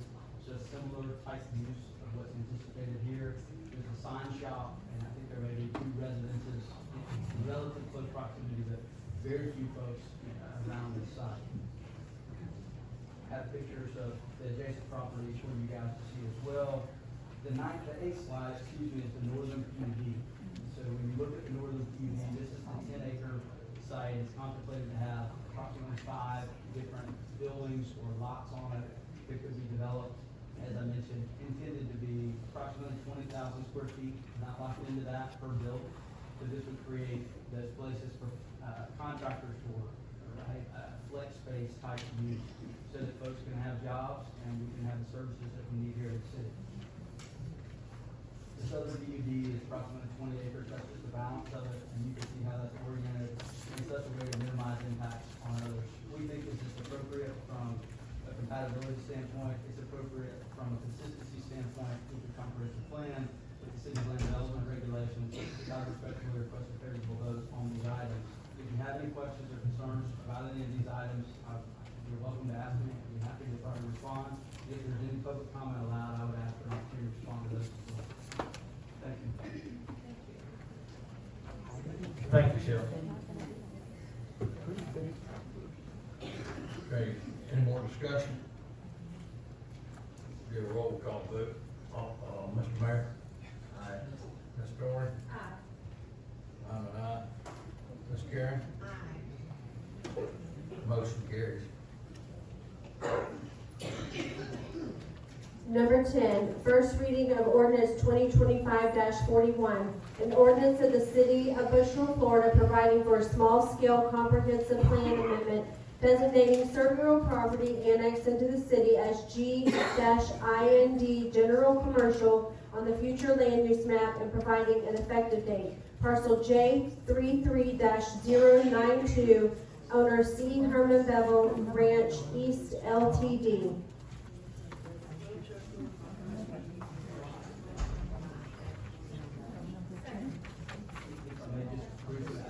General, that future land use designation is contemplated here, I just want to make sure that's clear.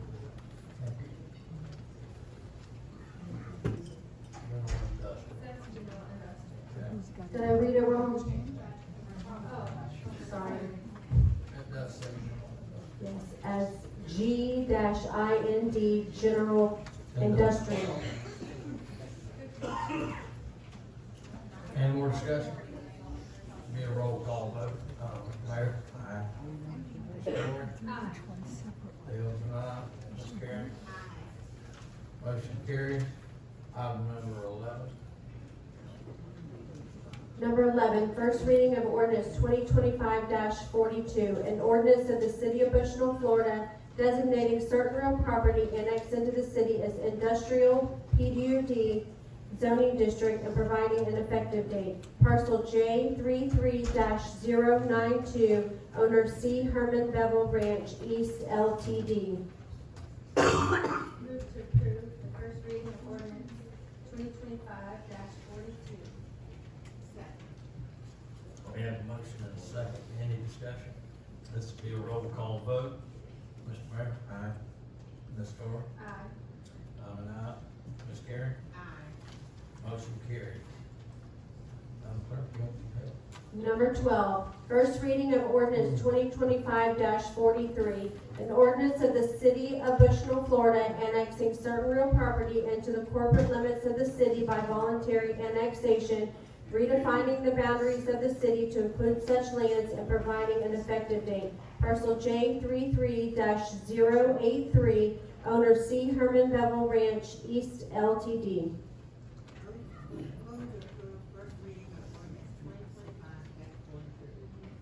Second. Okay, we have a motion and a second to approve 2025-43. Any discussion? This will be a roll call vote. Mr. Mayor? Aye. Ms. Thor? Aye. I'm an aye. Ms. Karen? Aye. Motion carries. Madam Clerk? Number 13, first reading of ordinance 2025-44, an ordinance of the city of Bushnell, Florida, providing for a small-scale comprehensive plan amendment, designating certain real property annexed into the city as G-IND General Industrial on the future land use map and providing an effective date. Parcel J33-083, owner C. Herman Bevel Ranch East Ltd.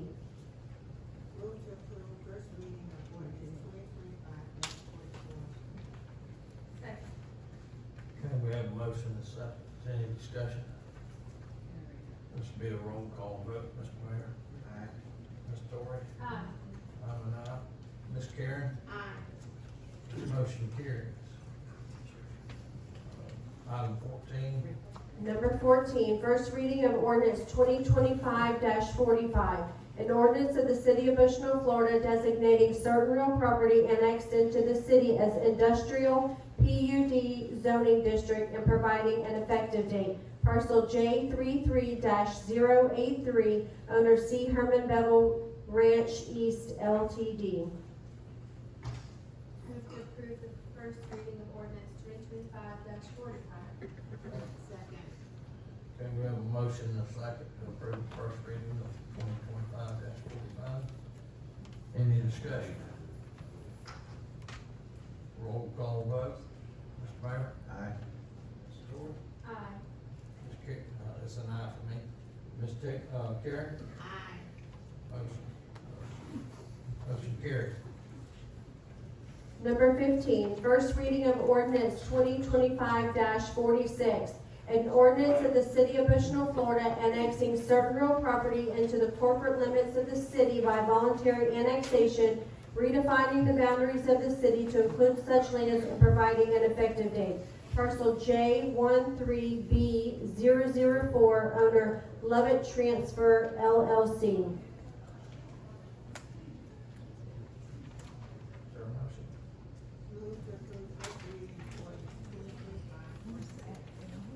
Second. Okay, we have a motion and a second to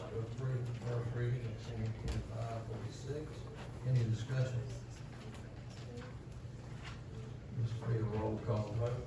Mr. Mayor? Aye. Ms. Jory? Aye. Myself, an aye. Ms. Karen?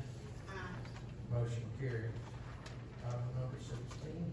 Number 16, first reading of ordinance 2025-47, an ordinance of the city of Bushnell, Florida, providing for a small-scale comprehensive plan amendment designating certain real property annexed into the city as G-COMM general commercial on the future land use map and providing an effective date. Parcel J13B004, owner Lovett Transfer LLC.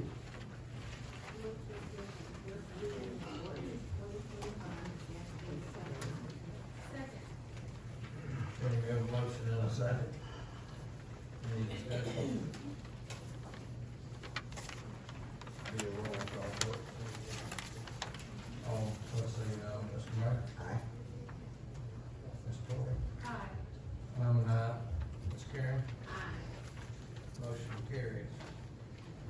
Item 17, first reading of ordinance 2025-48, ordinance of the city of Bushnell, Florida, designating certain real property annexed into the city as C2 general commercial zoning district and providing an effective date. Parcel J13B004, owner Lovett Transfer LLC. Get a motion. Move to approve on first reading of ordinance 2025-48. Second. Okay, we have a motion and a second. Any discussion? This will be a roll call vote. Mr. Mayor? Aye. Ms. Torrey? Aye. Myself, aye. Ms. Karen? Aye. Okay, motion carries. Item 18, first reading of ordinance 2025-49, an ordinance of the city of Bushnell, Florida, providing a small-scale comprehensive plan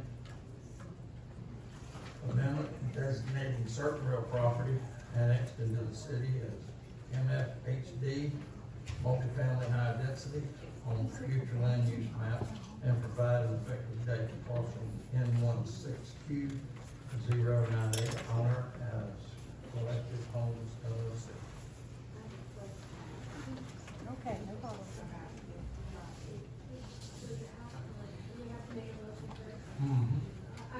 I move to approve on the first reading of ordinance 2025-49. We'll get a second. Second. Karen, go ahead. Ms. Davis, this is right next to the old Burns Mower and Saw shop, and currently now the Lions Den Nutrition, where Mr. Brooks is a lot straight across from there, and then it also has the 3 houses that are running on Jessica. the next 2, 18 and 19, are in reference to that location. Any more discussion? I'd like to say some things about this. I listened to the BACE footage, I guess you'd say, I don't know, the tape. And I know that there was a lot of discussion back and forth, but I want to just put out some stats for I think we all can relate to housing being very, very expensive right now. And for myself, there's 4 of us in my family. I have 3 younger sisters. And if I would have bought my house when I did, I wouldn't be able to afford a house right now. And I have a good job. I have another sister behind me who didn't have a house, but was fortunate to marry a man that does have a house, so she was able to stay in Sumter County. I have another sister that inherited a house, and that was a great blessing for her too. And then I got the baby sister who can't afford to live here. So I'm excited to see more affordable housing in our community. That's statewide. May I, Come this over. isn't the time during this meeting for discussion. I listened to everyone and their opinion, and now I'm going to give my opinion. No, but you have a lot of power to eye this, we don't. Ma'am, I don't know what you said, but. I I can repeat it. It don't matter. If you drive developers out, the housing market Hold on a goes second. down. I have not said that I like every development. No, but you I've not eye all of them. You guys just sit up there Okay, and pass all of Okay, them. ma'am, What's up? you've been warned. Okay, We'll ask you to leave next time. great. Thank you. I think one thing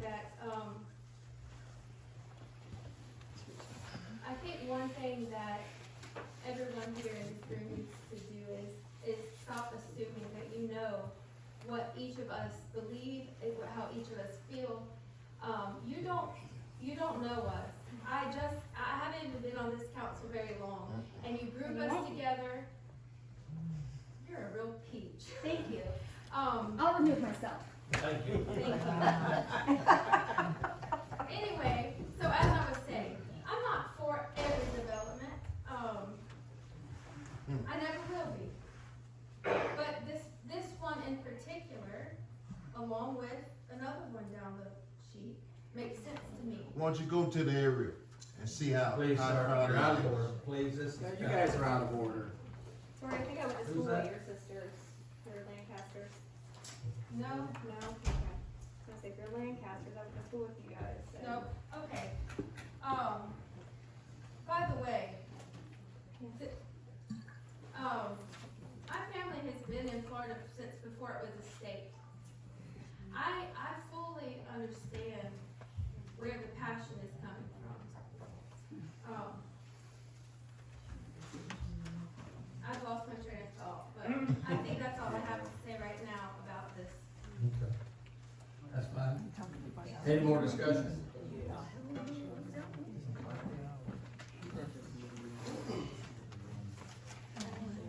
Look at the map, I'll show it to you.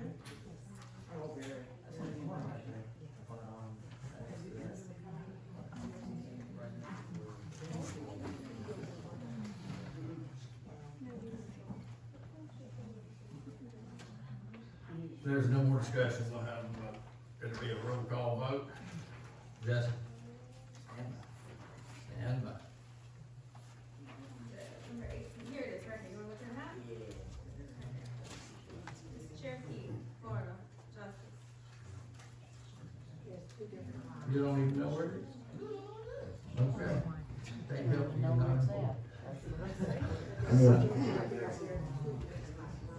Yeah. I did have another point that I wanted to say, and since I have the chance now to say it, I will. Go ahead. I think for me personally, when I am assessing a situation or assessing something that comes before me, I try to remain impartial depending on who it is that's asking for what they're asking for. Okay, so that's first. I try to remain impartial. However, consideration must be given for, in the process of, putting your thoughts together, you gotta think, is this a developer that's coming in and just developing one after another, after another, after another? Have they been so slick all over the state, now they're just coming to rake us over the coals? You gotta consider that, right? But the individual that is looking to build a duplex on this property is someone who is one of us, someone who has grown up in this community. During the BACE hearing, I heard people say that they were afraid of the type of people that this would bring to the community. And I think that could cause a problem in some situations if the landlord is not careful with whom they rent to. So I understand the concerns that were brought up that day. Hey, please hold it down. However, my response would be, I believe that this individual, because this is a big step for them, they want to see good renters, a nice place. I think that they're going to be improving this community by adding this. Any more discussion? What about the people who live there? Yeah. What about the community? We don't matter? Sorry, you're out of order. Well, you asked me to no discussion. I'm sorry. Question's been called for. This will be a roll call vote. Jesse? I'm confused. Jesse, why are you confused? I mean, I wanna vote yes and I wanna vote no, but, Well, come on, son, let's get your brave britches on. Let's go. Follow your heart. Yes? Yes, you vote yes. Ms. Torrey? Yes. I vote yea. Mr. Karen?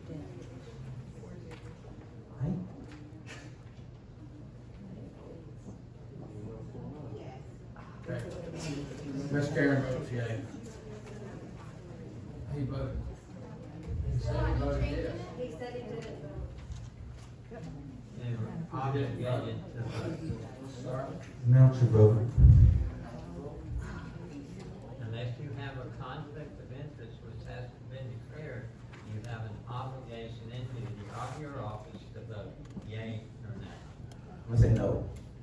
So wait, he just changed his vote. I'm gonna vote. I said Motion I'm carried. no. Bring him on.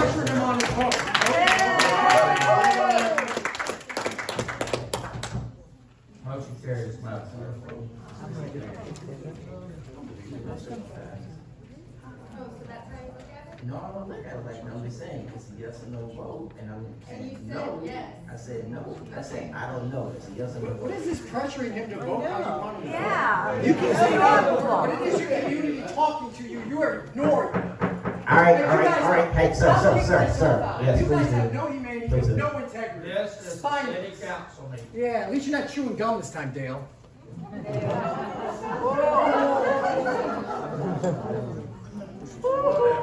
Better than what? All right, y'all ready? Yeah. All right. Item number 18, first reading of ordinance 2025. 2025-50. An ordinance of the city of Bushnell, Florida, designated real property annexed into the city as RMF, Act 15, multifamily high-density residential zoning district and providing an effective date parcel M16Q 098 collective owners LLC. Now we have that one. I move to approve the first reading of ordinance 2025-50. Second. Second. Second. All right, we have a motion and a second. Go ahead, Ms. Karen. You got some discussion? The same property. No, it's not. This is the property on, it's next to the. On Pine Street. Sir, this is the same property as number 18. These are the same, this is the same property. 18 and 19 are the same parcels. Same one. Any more discussion? 20 and 21, items 20 and 21 are be Yes. Mr. Muse's law.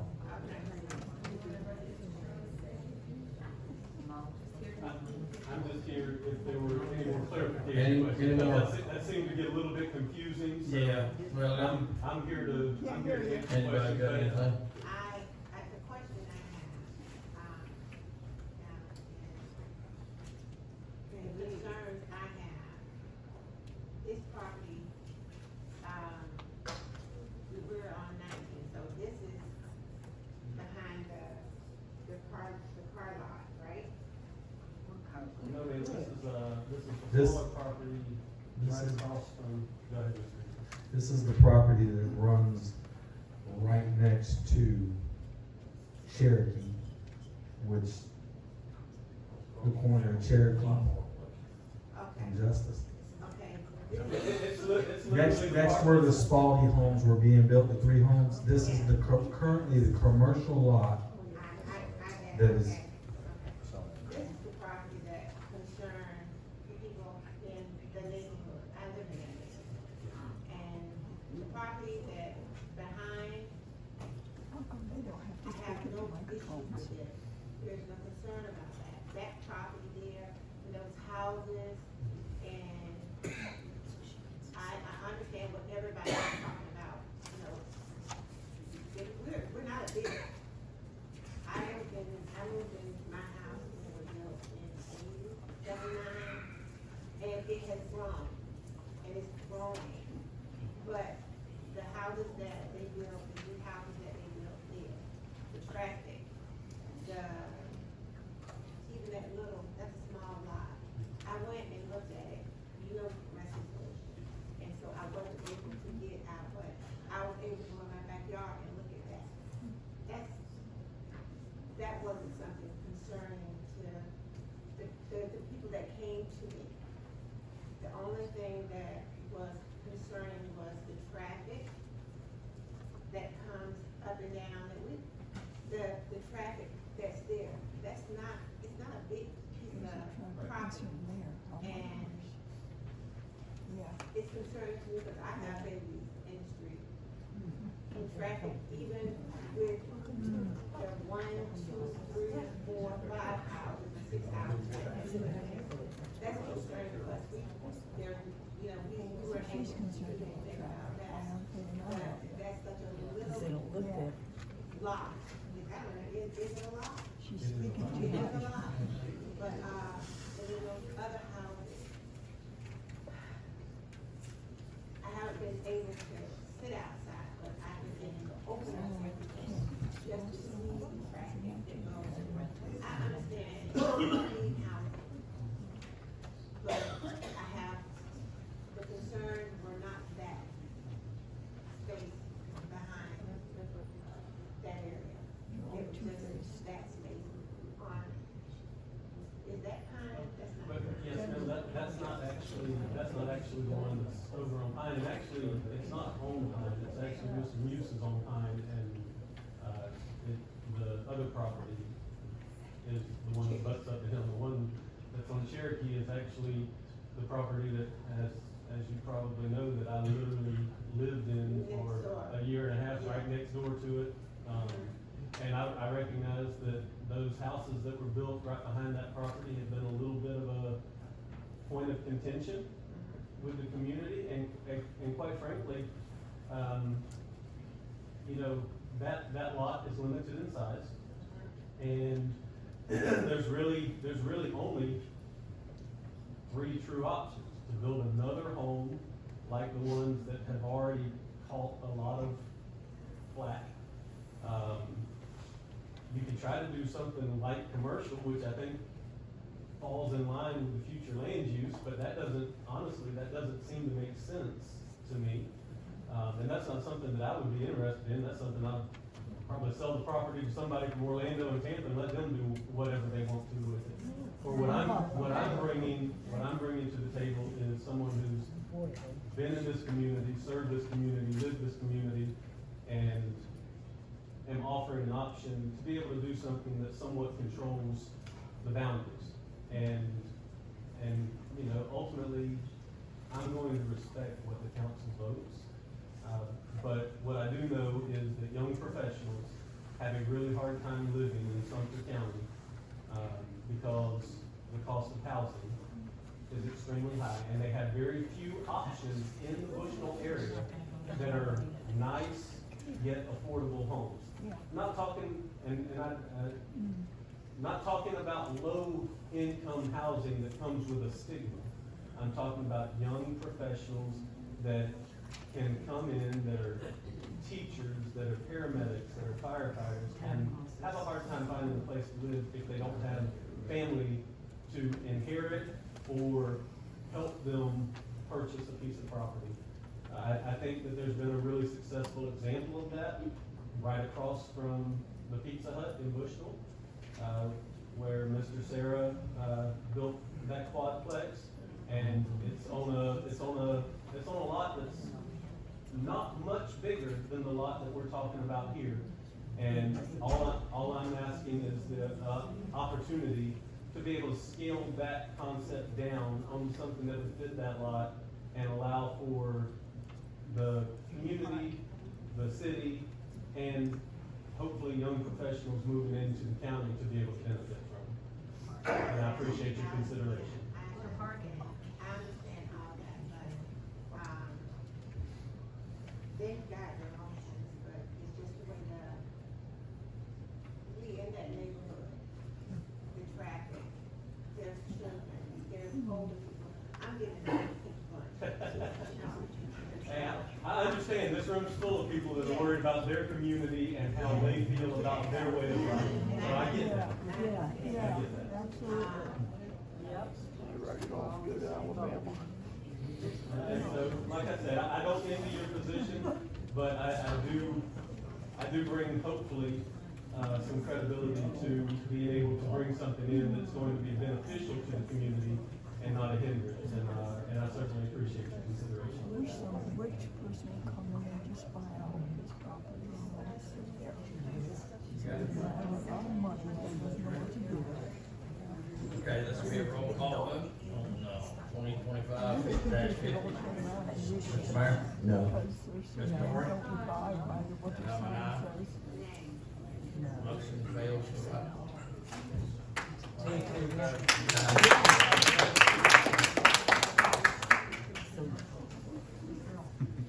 All right, item number 20, first reading of ordinance 2025-51, an ordinance of the city of Bushnell for providing a small-scale comprehensive plan. Amendment designating certain real property annexed into the city as MFH&D multifamily high density on the future land use map and providing an effective date for parcel number N16Q001 owner as Collective Homes LLC. Move to approve the first reading of ordinance 2025-51. Second.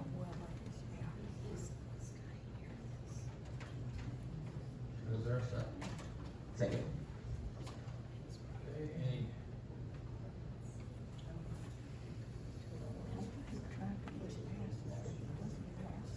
Discussion, any discussion? No? This will be a roll call vote. Jesse? No. Corey? Aye. I'm an aye. Ms. Karen? Nay. Okay. 2-2 vote. Fail.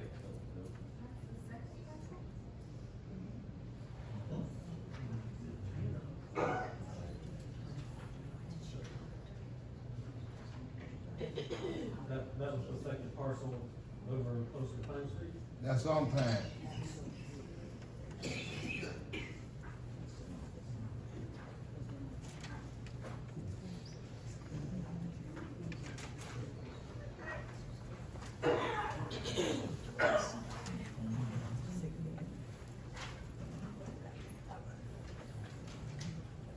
Okay. Item 22, first reading. What's that? 21. Okay. First reading, ordinance 2025-52, ordinance of the city of Bushnell, Florida designated certain real property annexed into the city as RMF 15 multifamily high density residential zoning district and providing an effective date of parcel N16Q001 known as Collective Homes LLC. Move to approve the first reading of ordinance 2025-52. Is there a second? Second. Any discussion? It's proxy, It's the other property that's kind of, and you just voted no to. I know that's the other property. Okay. This is the one you mentioned you didn't have a problem with. But on 20, you just voted no. Okay. All in favor, or well, excuse me.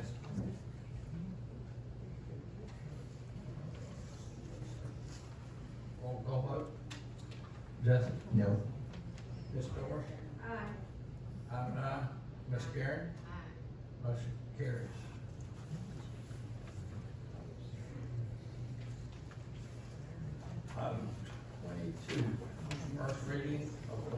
2025-53, an ordinance of the city of Bushnell, Florida, providing a small-scale comprehensive plan amendment designated for certain real property annexed into the city as CMU, community mixed use, on future land use map. And providing an effective date, parcel number N01-022, owner Allen.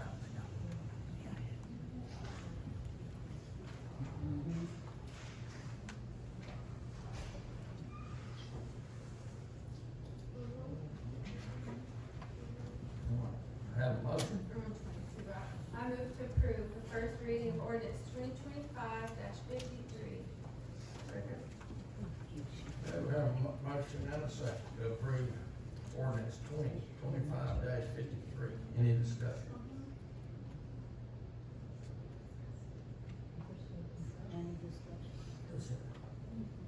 All in favor? Let's see, wait. Go ahead.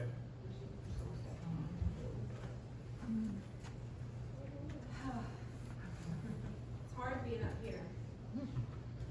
It's hard, to have to remove what you want and to look at things objectively and to look at things,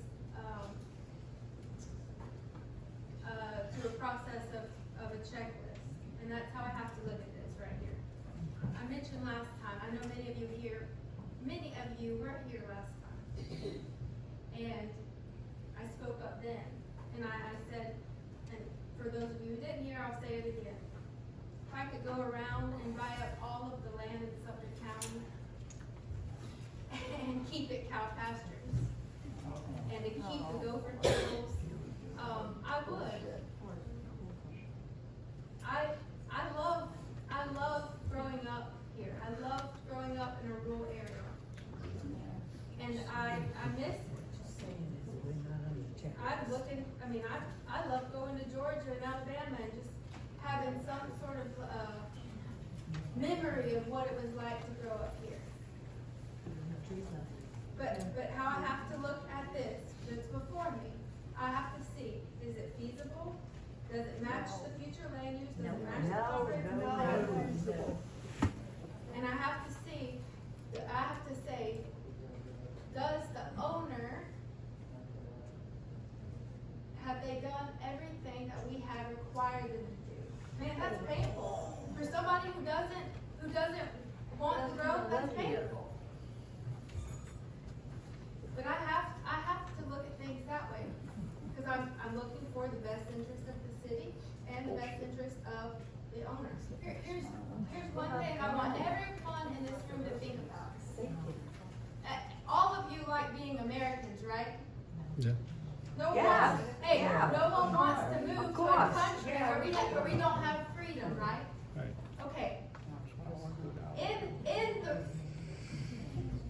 While we're Americans, we have the freedom to do things that are within the realm of the law. And this is a situation where the owner has met every requirement that we've asked. And I can't vote no to something like that. Because he owns the property and I don't own it. He owns it. Can I respond? Yes. Yes. No, please not. Well, what, that's not fair. The deed requirement, or the deed issue is something that sounds valid. It's something that has piqued my interest.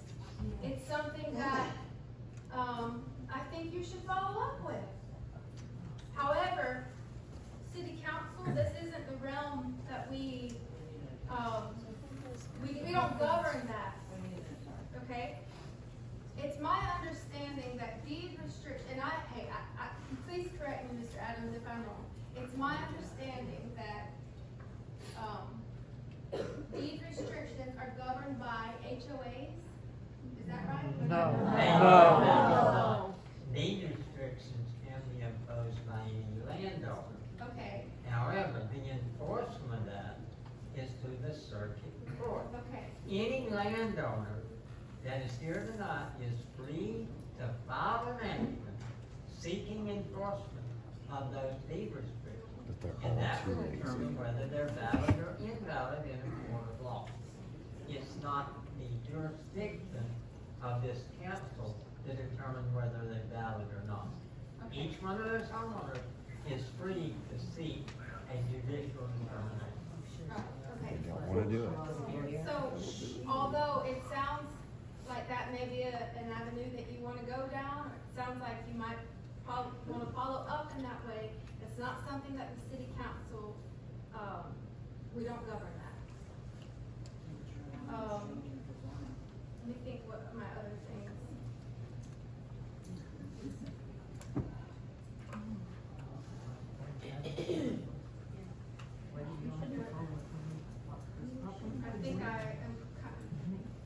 I think that's all I have to say about that. So for those reasons that I gave, I can't vote no to something that fits the plan for the future. And for someone who's met all of the requirements. And likewise, if I own the property and I have a plan for it, why should somebody tell me I can't do something if it fits the parameters? Infrastructure.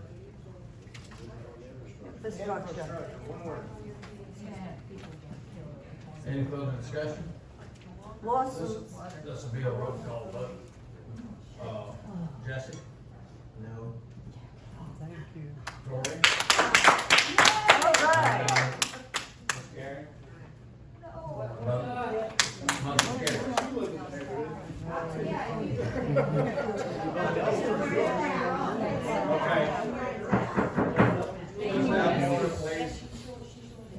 Item number 23, right? First reading of ordinance 2025-54, an ordinance of Bushnell, Florida designating certain real property annexed into the city as PUD, planned unit development, zoning district, and providing an effective date for parcel number N01-022 on and all lines. Move to approve the first reading of ordinance 2025-54. Second. Motion in a second, is there any discussion? Same property, right? Yes. Yeah. Okay. This will be a roll call vote. Jesse? Ms. Torrey? I'm an aye. Ms. Carey? Motion carries.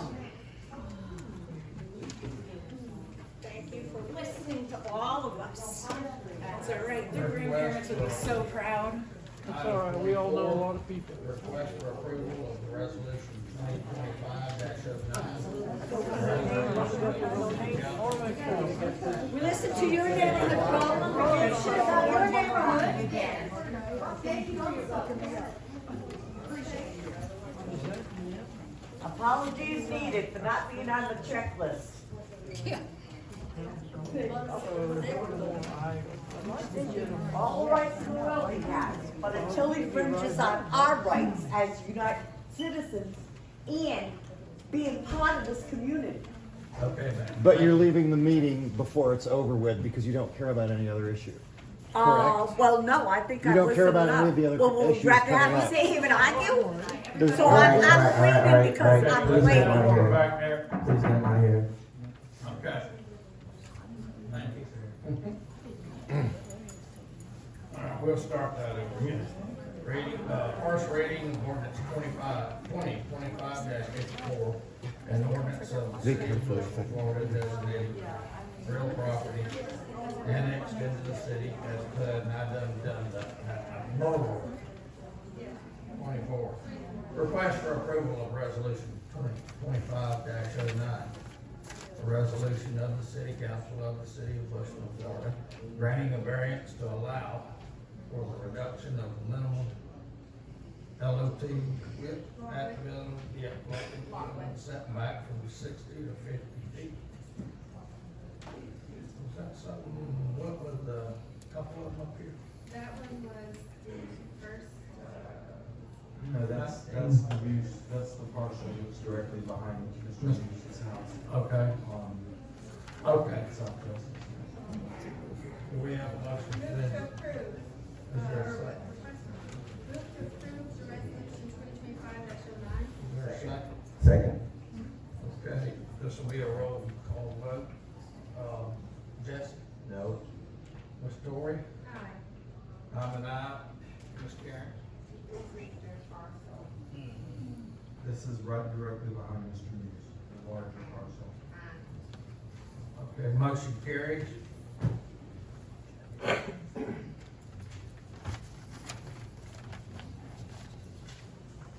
All right, we got one more. Request for approval of resolution 2025-10. Resolution of the City Council of the City of Bushnell, Florida, granting of grants to allow property setback 6 feet on the rear of the property. That was the first parcel. Right?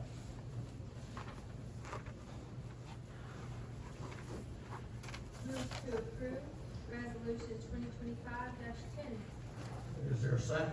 Second. Okay, this will be a roll call vote. Jesse? No. Ms. Torrey? Aye. I'm an aye. Ms. Karen?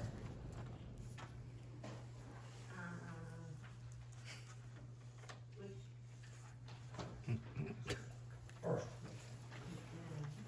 Okay. Motion fails. Tied up 2-2.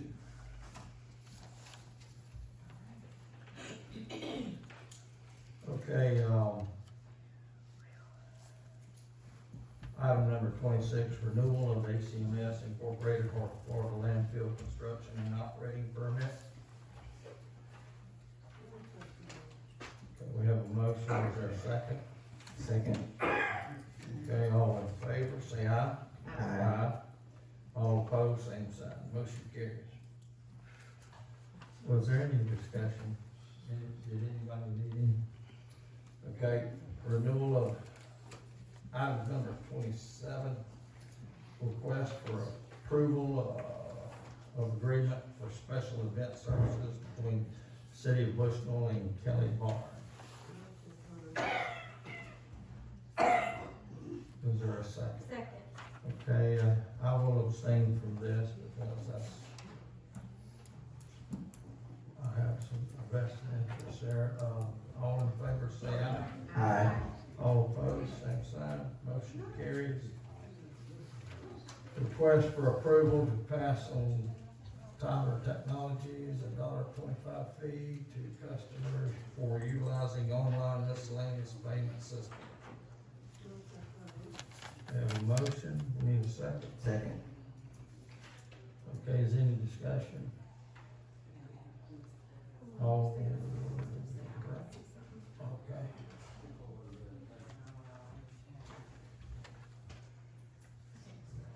Yeah, question. Okay. All in favor, say aye. Aye. All opposed, same sign, motion carries. Item 29, request for authorization to purchase approximately 4.189 acres located at 414 West Flannery Avenue, Bushnell, Florida, 33513, portion of the Sumter County parcel, 16G046, in the amount of $278,000 for the purpose of flood mitigation.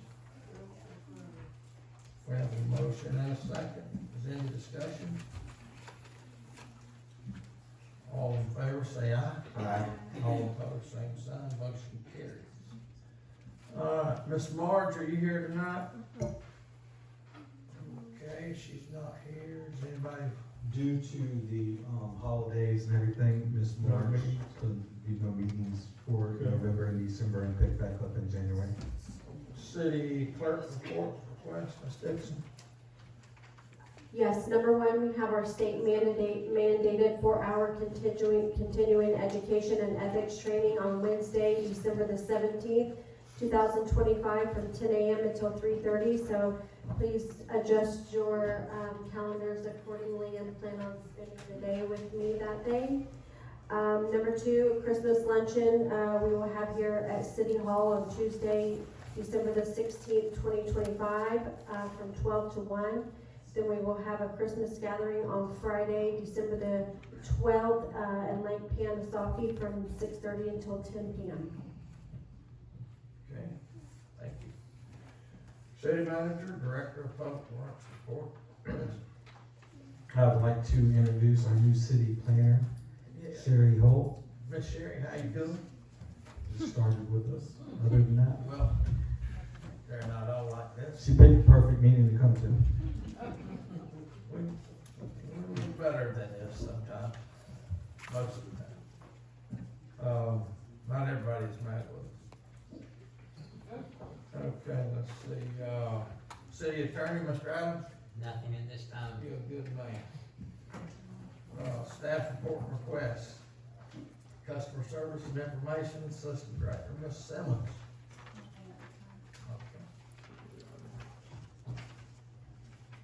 Oh, boy, Ms. Morgan, you got plenty here. Go ahead. So, the December Board of Adjustment and Code Enforcement meeting is scheduled for Tuesday, December 9th at 5:30 p.m. right here in council chambers. We have Light Up Bushnell with Santa in the Park, this Saturday, December 6th, from 5:30 to 8:30 p.m. And we do have a parade starting at 5:30. And then I do have one last request. It's a donation request that we received from Turkeys from Heaven, Sumter Incorporated, which is an organization, they're a volunteer-led effort that provides Christmas meals to local families in need. We have donated to them before, the council has. We do have a policy that we donate to organizations in the amount of $100. And we will sponsor community events in the amount of $300. So if council would like to donate to Turkeys from Heaven for their Christmas meals, we would need a motion and a second and a vote. Second. Any discussion? All in favor, say aye. Aye. Motion carried. Is that it? That is all.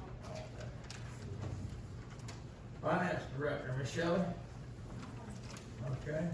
Human Resources, Rick? County Sheriff, Lieutenant Captain. Okay. City Council comments and information. Mr. Mayor, Ms. Ellie Judson, Ms. Dory? I'm afraid I do have something. Well, go right ahead and speak up. I'm trying to see, I'm checking my notes to see what I've already said. I don't want to be redundant.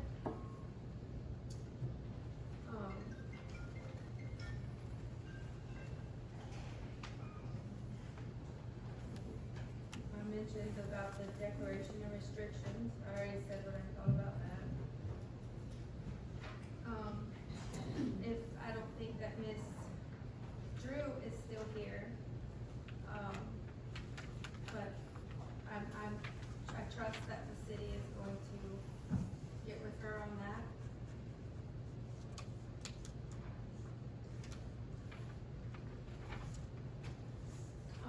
Is that the lady with the water from? Yeah. Yeah, Mike's gonna Yeah, he's check gonna it get out. with that.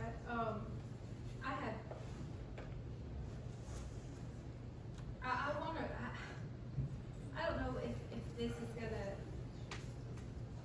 help those to understand or not, but I mentioned that about living in a free country where we can do things like own property. You know, there are other countries where you can't own property. I feel very fortunate that we have that freedom. I also think that there are circumstances that are going on in Florida and in the nation that I agree with you on, things that I don't like. I don't like the growth of Florida. I had printed this article earlier today. Florida is, 2022 is the fastest growing state. I got stats on how many people are moving here. Unfortunately, I don't own the key to Florida. lock the door and keep everybody out. I can't put a gate up, in Lake City or right on the line. So what we're faced with now is people moving here, people buying property. This isn't a problem of the city council, it's not a problem of Sumter County, it's not, I mean, it's all of our problem, but there's nothing that we can do about it. And, that's just one thing I wanna point out. Just because we don't like it, doesn't mean that we don't own the entire state. People are able to do what they want to on their own property. No, that's not. No, that's not true. There's ordinances, there's all kind of ways to Right, regulate. Sure. So long as it is legally permissible, right? We have our deed restrictions. That's And not a you need problem to for the pursue it council, with a that- lawyer And we're on your gonna have own. to. It's You should have done it unfortunate. months ago. No, Anyway, you have to wait it's till not you fun get to be past up this here, stage and then move in with the lawyer and sue them until they Well, do. go ahead and It's do not it. fun that, They can't do anything about it. people assume They that don't they know have to how you approve think it. or what you think. If, you're welcome to email me and, I'll talk with each and every one of you. You're welcome to email me before the meetings and I'll make time to talk with you, but, I don't think that just because we have a disagreement that it means that, some of you can be as mean as you are either. Because I give every single one of you respect. May I be allowed to make a comment? I don't see a problem with this, Go Schuler. ahead, Ms. Schuler. Every piece of property on this deed restrictions listed, Mr. Lyons had to sign and agree to these deed restrictions at one time. Thank you. Thank you. Can I say one thing? So I think the point is, I'm not against development. I don't think any of us are really against development. What we're asking for is, Ms. Torrey, you mentioned, we're looking at all the people moving in for, we can't put up a gate, obviously. But what we're asking for is that consideration be given to infrastructure. Like, what does the DOT, widening project for 471 look like? When is that coming? When is that gonna be in place? I think those are all things that have to be considered before we just start approving these things. Because when you approve one, others come. And before we know it, we wind up with traffic patterns we can't handle, our infrastructure's not there to handle. I think that's where we're coming from as a community. I'm not against development, I'm not against somebody, I'm in business, I've been in business my whole career. I'm not against somebody making a profit. So respectfully, that's where we're coming from. Well, there's setbacks out there on those highways, and I imagine every new highway that's out there, if it's a two-lane road, there's setbacks already been planned. So they pretty well know, they just don't know when to pull the trigger to do it. Is that all you had? I also want to remind everyone that I'm on the NPO board for the Metropolitan Planning Organization, and ironically, the email that I recently received was, looking for feedback about roads and safety, safer road users, safer vehicles, safer roads, safer speeds, post-crash care. Anyway, if any of you are interested in that, you can see me after the meeting. I feel like I've talked plenty. Gary? No? Just one quick thing. We heard a lot of comments and they were frustrated. This council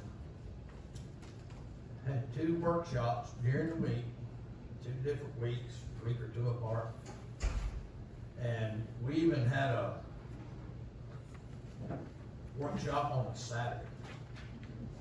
It was advertised, talked about, and when all this came about, and there was nobody here but what?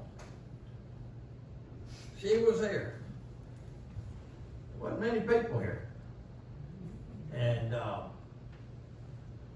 hear these folks should be, one guy gets the do something that 50 of us don't want. That one guy, to me, is just as important as the 50. You're equal. Constitution says we are. Am I right or wrong with that? Okay. So the point being is, there was 40 acres up for sale, or I don't know when he bought it, don't matter. He bought it. And he had a plan. And this is just a part of his plan. And he has dotted his I's, crossed his T's. He's done everything the state, county, and the city requires to do what he wants to do with his property. And he may have a plan for whatever kind of housing. I've heard rumors of this, that, and the other. I have not seen the plan officially yet. But when I do, there's other things that he's got to go through. Am I right now? I don't know if he's going to get a sewer system put in out there, water system or whatever. He's got to deal with other people. It's not the city that he's got to deal with. We're just a part of it. So, you know, I'm not going to be the one to knock an entrepreneur down. He's doing everything we ask him to do according to our policies. Same with the county, same with the state. And, you know, she's right to a big degree. There's no need in coming in here and being ugly. These are some of the best people I've ever known in my life, and I'm 64 years old. And there ain't a crooked bone in not one of these people's bodies. They're honest, good people. I've known them for a long time. Long time. And we've done a lot of business together over the years, one way or another. Miss Tori just came on. I knew her when she was in school. Young little lady. She's a great person. But the man has the right to do what he's wanting to do if he meets the requirements. And You do know this is not his first time doing this to somebody's property. he may be a developer, ma'am, but I'm not. I don't know. He's doing it to his property, and Right. that's the part that we have to remember. Right. I mean, Do you know he has a property? Yes, ma'am. yes. Okay. There's one way in. There's one way. There is no way that he's going to be able to develop that and still use that road. That's Right, and that's what I'm banking on. I get to retire from CECO in about 7 years by Sumner County because of all this development. Unfortunately, my husband was raised here. He was born here, he was raised here. And for my husband to be ready to go because of this situation, it's sad. It's so It is. sad. There's a lot of people moving to Georgia and Alabama all the time. And it's no secret, you know.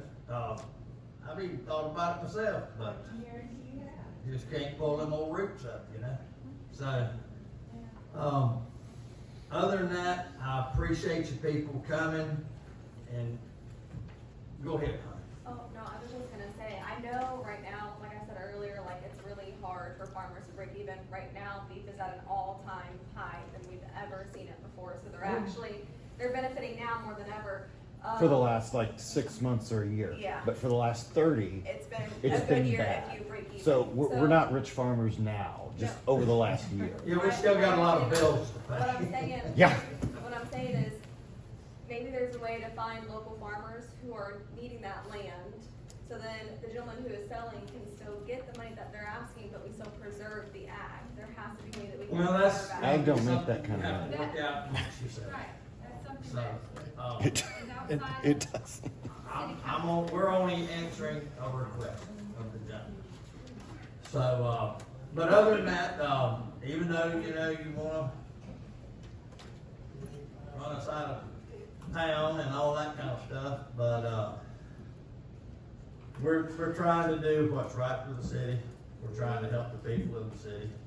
I know you may not think about it, but we are, we are. And,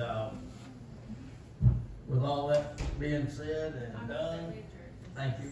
Second. All in favor, say aye. All right, meeting's adjourned.